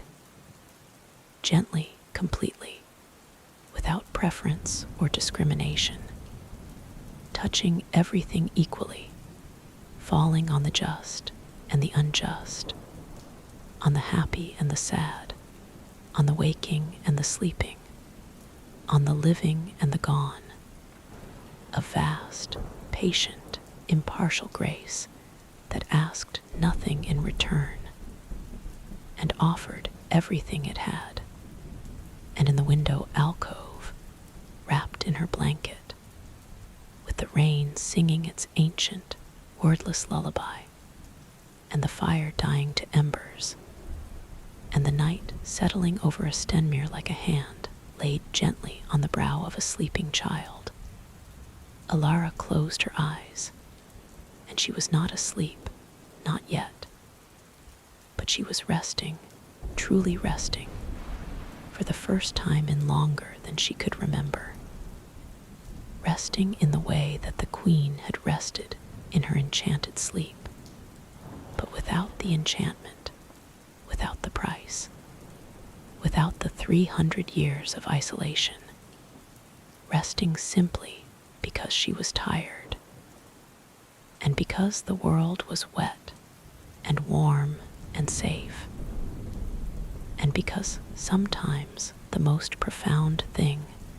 a person can do is stop and listen and let the rain sing them to sleep. And the rain fell, and it fell, and it fell, and the world, held in its gentle, ceaseless hands, turned quietly on. She dreamed again that night, but it was not the same dream.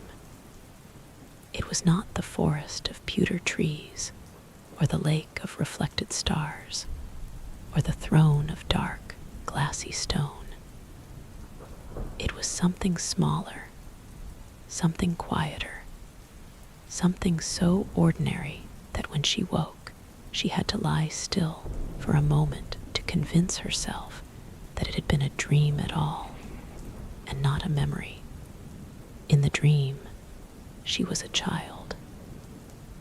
She was perhaps 6 or 7 years old, and she was sitting on the floor of her mother's shop.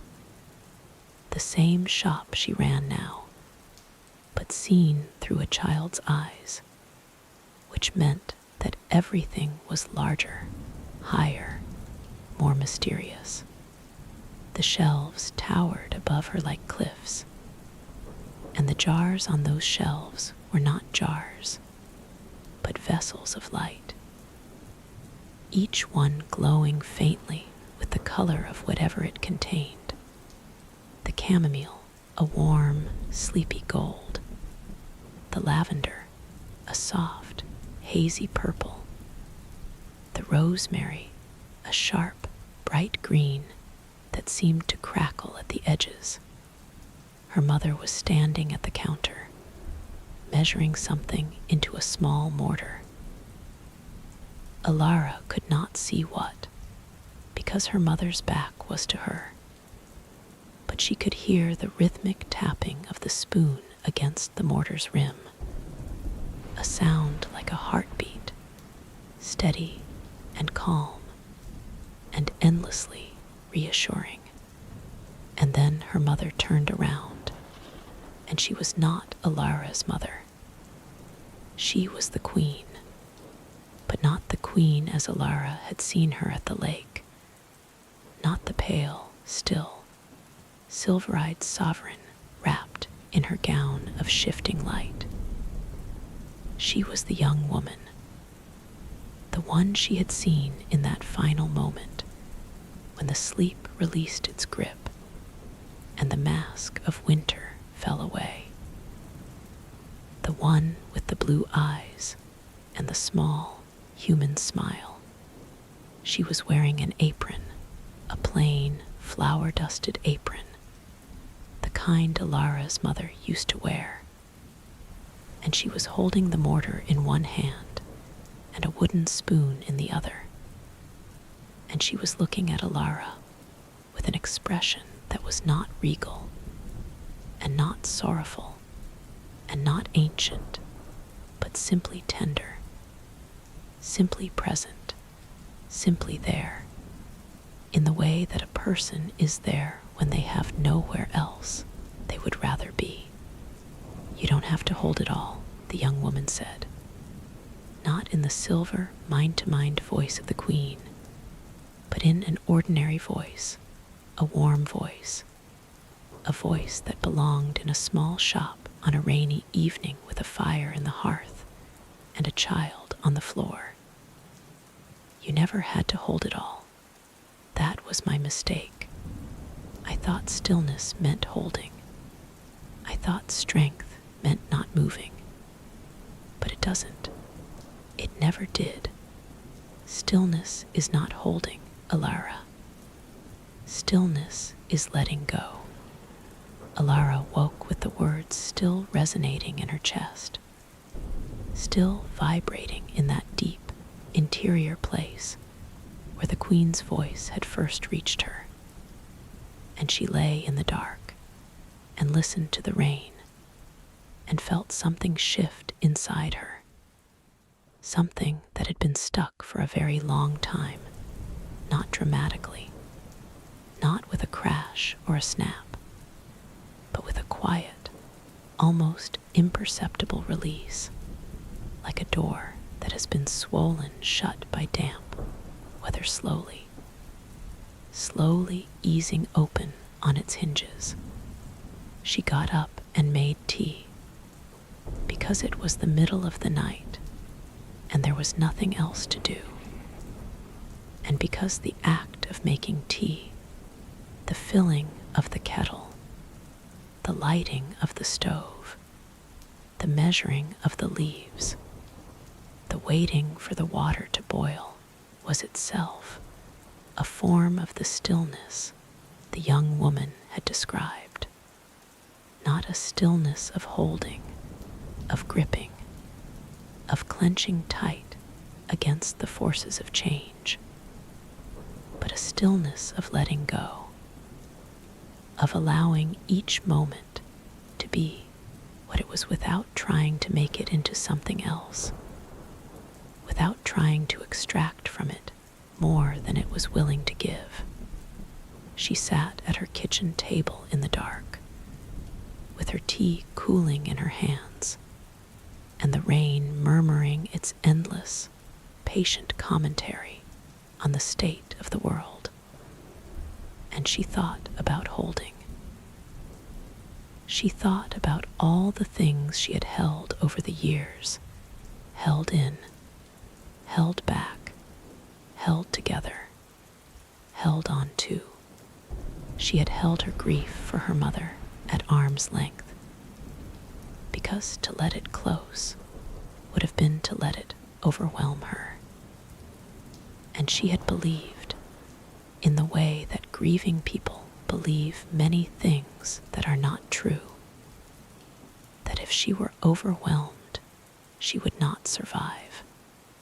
She had held her loneliness like a secret, because loneliness in a village like Stenmere, where everyone knew everyone and everyone's business was public property, felt like a failure, an admission that despite being surrounded by people, she was somehow incapable of connection.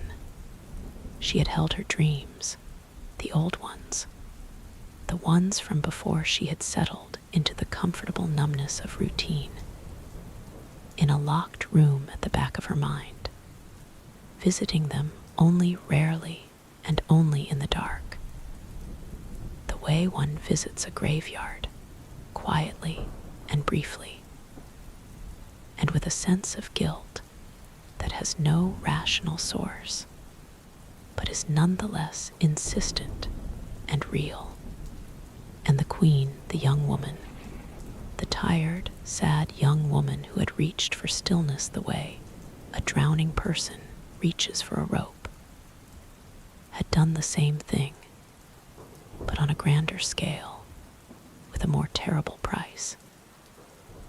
She had taken her entire self, her entire capacity for movement and change and growth and surprise and mess and humanity, and she had held it, clamped it down, compressed it into a single, frozen moment that lasted 300 years. She had turned herself into a monument, beautiful, perfect, eternal, and dead. Not dead in the body, but dead in the way that matters. Dead in the way that the queen herself had named.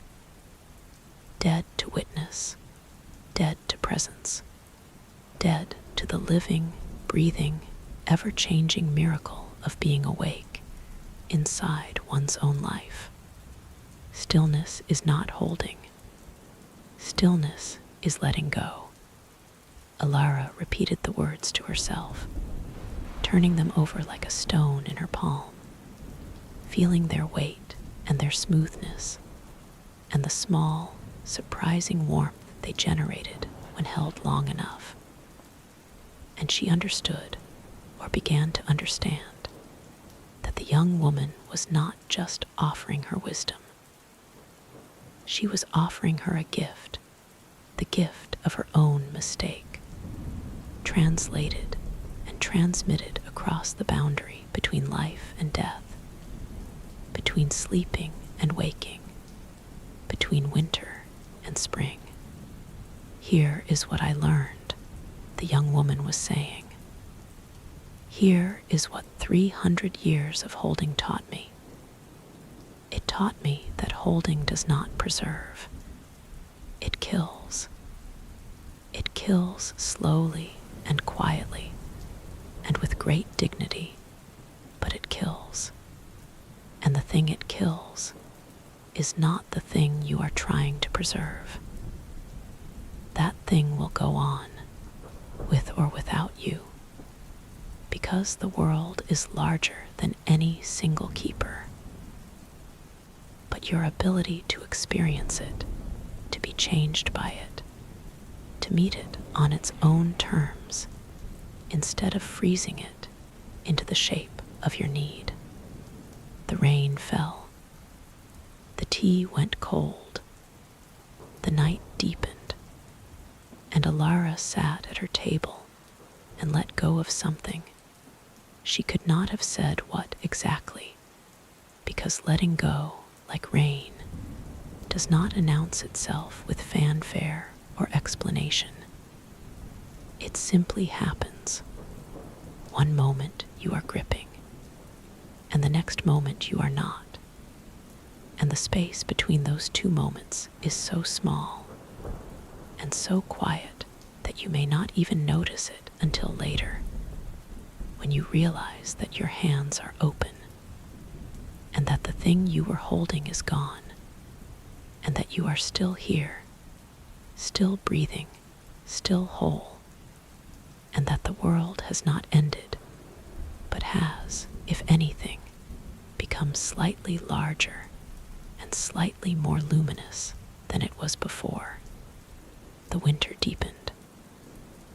December came to Stenmere with a dusting of snow that lasted 3 days before melting, and then a harder frost that turned the mud in the lanes to iron and made the sound of footsteps sharp and brittle, like the sound of someone breaking thin ice with a stick.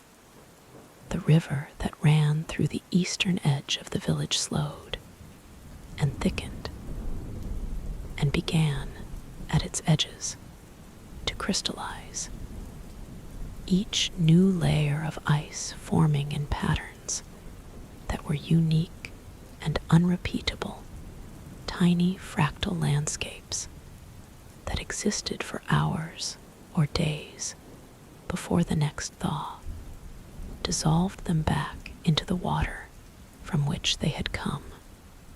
Alara found herself walking more in the winter than she ever had before. Not long walks. The days were short, and the cold was biting. And there was work to be done, but short ones, deliberate ones, walks with no destination and no purpose other than the walking itself.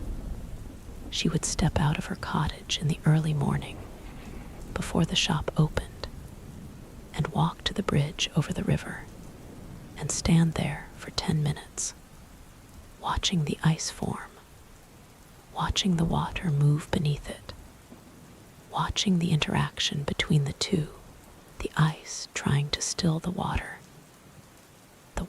trying to move the ice, neither one winning, neither one losing, just a continuous, patient, endlessly creative negotiation between two forces that needed each other to be what they were.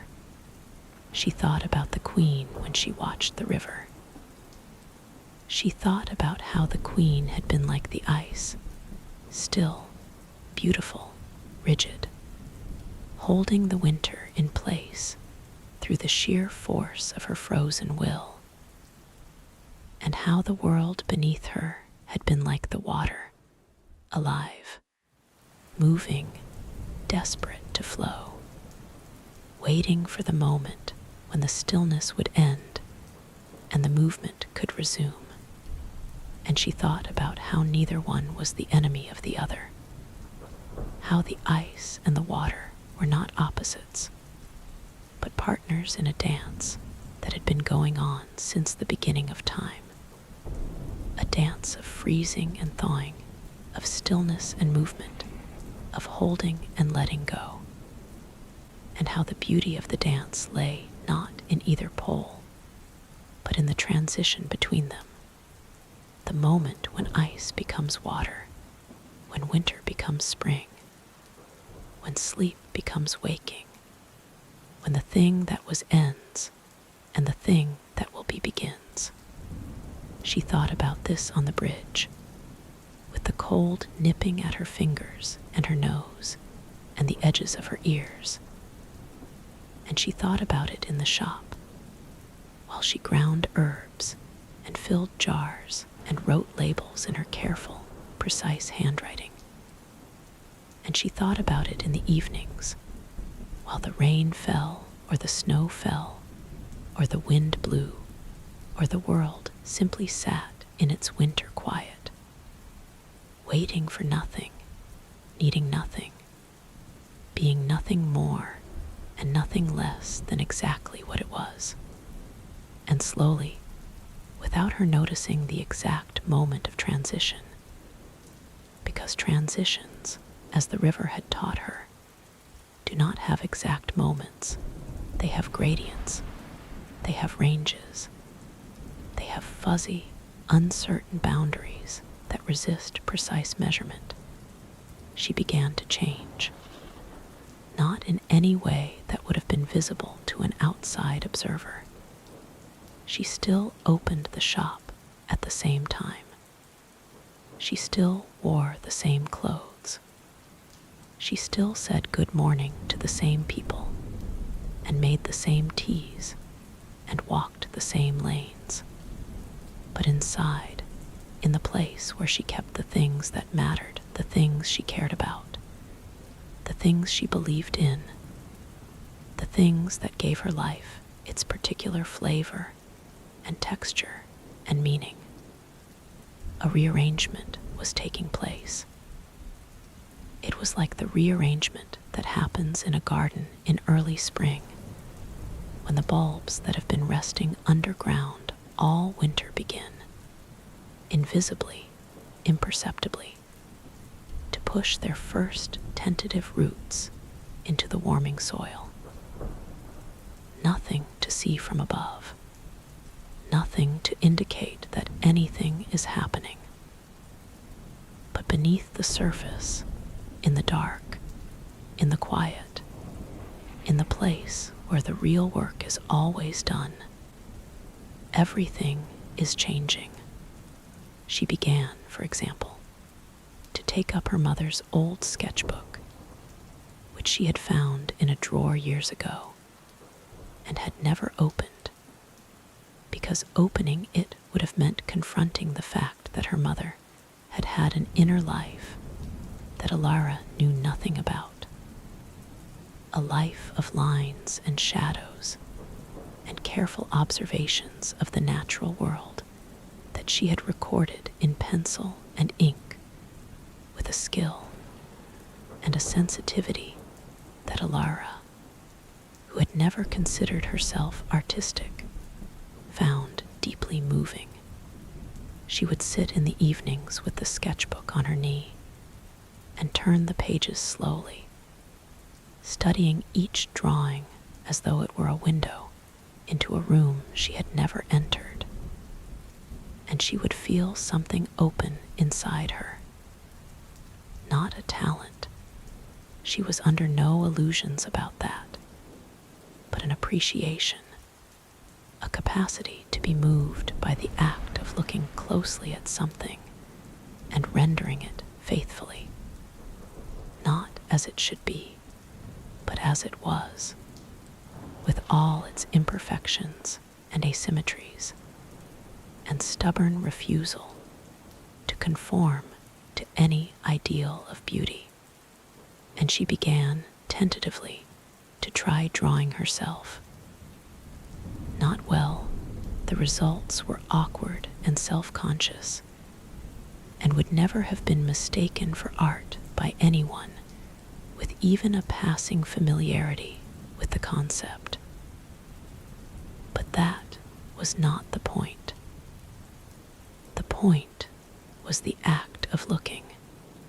The point was the way that picking up a pencil and trying to capture the shape of a leaf, or the curve of a cat's spine, or the particular way rain collected on the bottom edge of the window frame, forced her to see these things as she had never seen them before, not as background elements in the ongoing narrative of her life, but as objects in themselves, with their own integrity, their own logic, their own right to be looked at with the same care and attention that one would give to a masterpiece in a museum. The point, she was beginning to understand, was witness. The point was presence. The point was the same thing the Queen had come to understand at the end of her 300 years. That the most valuable thing a person can offer to the world is not their labor, or their talent, or their beauty, or their wisdom, but their attention. Their full, unguarded, ungraded, unconditional attention.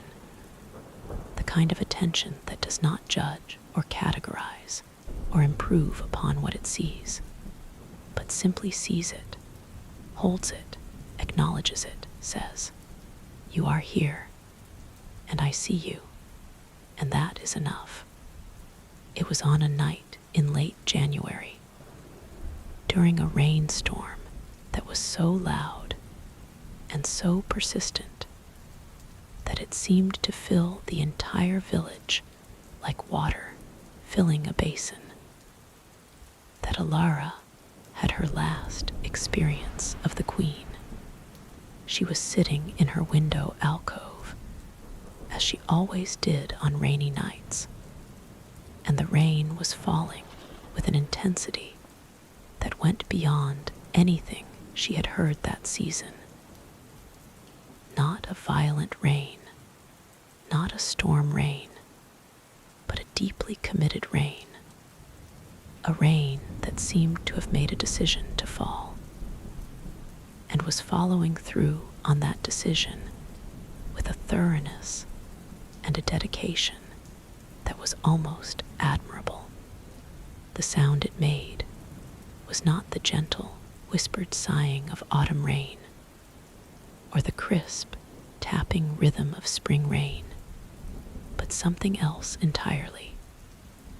A dense, continuous, all-encompassing roar that was less like individual drops falling, and more like a single, immense body of water descending all at once. A waterfall of rain, a sky that had simply turned to water and was pouring itself onto the earth with an abandon that bordered on ecstasy. And in the middle of that sound, in the very heart of that vast and watery noise, Alara heard something that was not the rain. It was not a voice, exactly. It was not words. It was more like a tone, a pitch, a frequency that existed within the rain's spectrum, but was not of it. The way a single instrument's note can exist within the sound of an orchestra while still being distinct from it. It was high and clear and silver thin, and it lasted only a moment. A single shimmering instant that rose out of the rain's roar like a bubble rising through water, and then popped, dissolving back into the surrounding noise as though it had never been. But it had been. Alara knew it had been.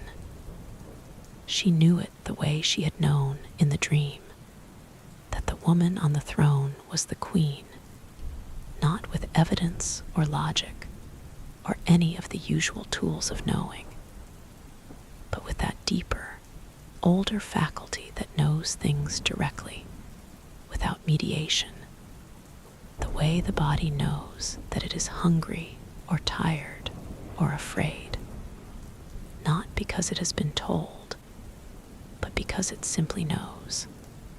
She sat very still. The rain roared. The fire crackled. Ash the cat, who had been sleeping on the hearthrug, opened one eye, looked at her, and closed it again, apparently satisfied that whatever was happening was not of sufficient interest to warrant full wakefulness. And then it came again. The tone, the note, the silver thread of sound woven into the fabric of the rain. And this time it lasted longer, 2 seconds, 3, perhaps 4, and it was not alone. Beneath it, or around it, or woven through it, Alara could hear something else. A harmony, a second note that was lower and warmer, and provided a kind of foundation for the first, the way the earth provides a foundation for a tree, the way silence provides a foundation for music. And the two notes together, the silver and the warm, created something that was not a melody, and not a chord, and not any musical form that Alara had a name for, but was instead a feeling of being accompanied, of being met, of being known and seen, and held in a way that did not restrict or constrain, but simply acknowledged. The way a hand placed on a shoulder acknowledges, without words, that the person being touched is not alone. Alara closed her eyes.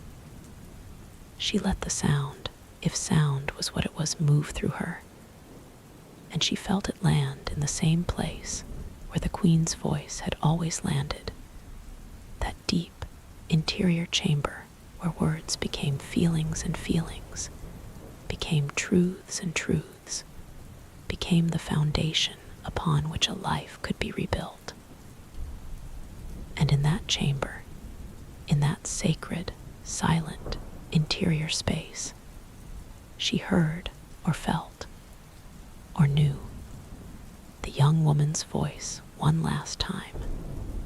Not words, not even a voice in the strictest sense, more like an impression, a flavor, a residue of presence that lingered in the air the way the smell of wood smoke lingers after the fire has gone out. An impression that said, without saying, I am gone, but I am not gone from you. I am the attention you bring to the rain. I am the care you bring to your customers. I am the pencil you hold when you try to draw a leaf. I am the stillness you find when you stop holding. I am not a memory. I am not a ghost. I am the part of you that was always mine, and that I gave back to you when I ended, because it was never really mine. It was always yours, always waiting for you to claim it, always ready to wake up when you were ready to wake up. And then the tone faded, and the harmony faded, and the rain was just rain again, vast, loud, ordinary, miraculous rain. And Alara opened her eyes and looked out at the wet, dark, shining world and felt, spread through her entire body like warmth spreading from a fire, a peace that was not the absence of trouble, but the presence of something larger than trouble, something that could hold trouble and joy and grief and wonder and boredom and every other flavor of human experience in its wide, capacious hands, without being diminished by any of them. She was not enchanted. She was not cursed. She was not the keeper of an eternal winter, or the subject of a fairy tale, or the recipient of a supernatural gift. She was a woman in a village, sitting in a window, listening to the rain. That was all. That was everything. That was more than enough. She picked up the sketchbook from the table beside her and turned to a blank page. And without thinking about it too much, without planning or preparing or second-guessing, she began to draw. She drew the rain, not as it looked from the outside, not the lines and streaks and splashes that a more skilled artist might have captured, but as it felt from the inside, the way it moved through her, the way it filled the spaces between things, the way it connected the roof to the ground, to the sky, to her, to the fire, to the cat, to the memory of a silver-eyed queen, to the promise of a spring that was still weeks away, but that was, even now, beginning its long, slow, invisible work of becoming. The drawing was terrible, objectively, unequivocally, magnificently terrible, but it was hers. It was awake. It was alive. And it was enough. The rain fell through the night and into the morning, and then, sometime around noon, it stopped, not abruptly, not with the finality of a door closing, but gradually, reluctantly, the way a singer fades out at the end of a long-held note, the sound diminishing by imperceptible degrees, until what had been rain became mist, and what had been mist became air, and what had been air became simply the world, wet and clean and new, and waiting for whatever would come next. Alara put on her coat and stepped outside. The air was cold and sharp, and tasted of beginnings. The sky was a pale, washed blue, the color of a piece of linen that has been faded by many washings, but is still, underneath the fatting, beautiful. The village was quiet, the kind of quiet that follows a long rain, when the world seems to be holding its breath, adjusting to the absence of a sound that has become so constant that its cessation is itself a kind of noise, a negative space, a shape made of silence. She walked to the bridge and stood there, looking at the river. The ice was gone, melted during the rain, dissolved back into the water that had been waiting beneath it, waiting for the moment when warmth and movement would conspire to set it free. The river was running high and fast, swollen with rainwater, and it made a sound that was almost like laughter, not mocking laughter, but the laughter of release, of relief, of a thing that has been constrained for too long and is finally allowed to move. She stood on the bridge and watched the river, and she did not think about the queen, or the winter, or the lake, or the throne, or any of it. She thought about the river. She thought about water. She thought about the rain that had fallen for 3 days in November, and the rain that had fallen last night, and the rain that would fall again. She knew rain always falls again, because the water does not end. It only changes form, from cloud to rain to river, to sea to cloud to rain to river to sea. An endless, S-A-C-R-E-D, Chinese letter, of transformation that was, she realized, the truest fairy tale she had ever encountered, truer than any story about sleeping queens or enchanted winters. Because it was real, it was happening right now. It was happening in her body, in her breath, in the blood that moved through her veins, with the same patient, persistent certainty that the river moved through its bed. She turned and walked back to the village. She opened the shop. She lit the stove. She ground the herbs. She filled the jars. She wrote the labels. She served the customers. She listened to Mrs. Brennan. She fed the cat. She closed the shop. She walked home. She made dinner. She sat in her window. She watched the sky darken. She listened to the silence that followed the rain. A silence that was not empty, but full of the memory of rain, full of the promise of rain, full of the knowledge that rain would come again, and that when it did, she would be here, in this window, in this cottage, in this life that she had been given, and that she had finally learned to live with her eyes open. The first stars appeared. They were ordinary stars, not the impossible, anachronistic stars of the Queen's Lake, but the regular, predictable stars of a winter sky over a Stenmere. The same stars that had been there every clear night of her life, and that she had, for most of those nights, failed to see. She saw them now.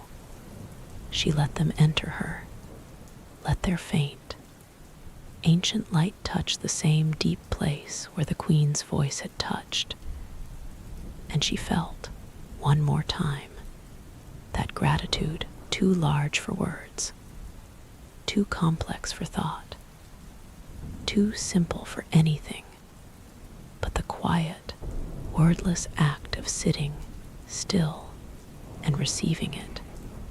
The night deepened, the village slept, the world turned, and somewhere not beyond the veil, because the veil was just hills, and the kingdom was just a story, and the Queen was just a memory wrapped in rain and silence. Somewhere in the vast, tender, mysterious space between what is real and what is true, a young woman who had once been a queen rested in a stillness that was no longer frozen, but fluid, no longer a prison but a peace. And the winter that she had held in her sleeping hands for 300 years lived on, not as ice, not as snow, not as cold, but as the warmth that comes after, the warmth of a fire in a cottage window, the warmth of a cup of tea held in cold hands, the warmth of a story told on a rainy night to someone who needed to hear it. And the rain, somewhere far away, began to fall again, softly, gently, like a lullaby sung by the world to itself, like a mother breathing over the face of her sleeping child, like the sound of letting go. Good night,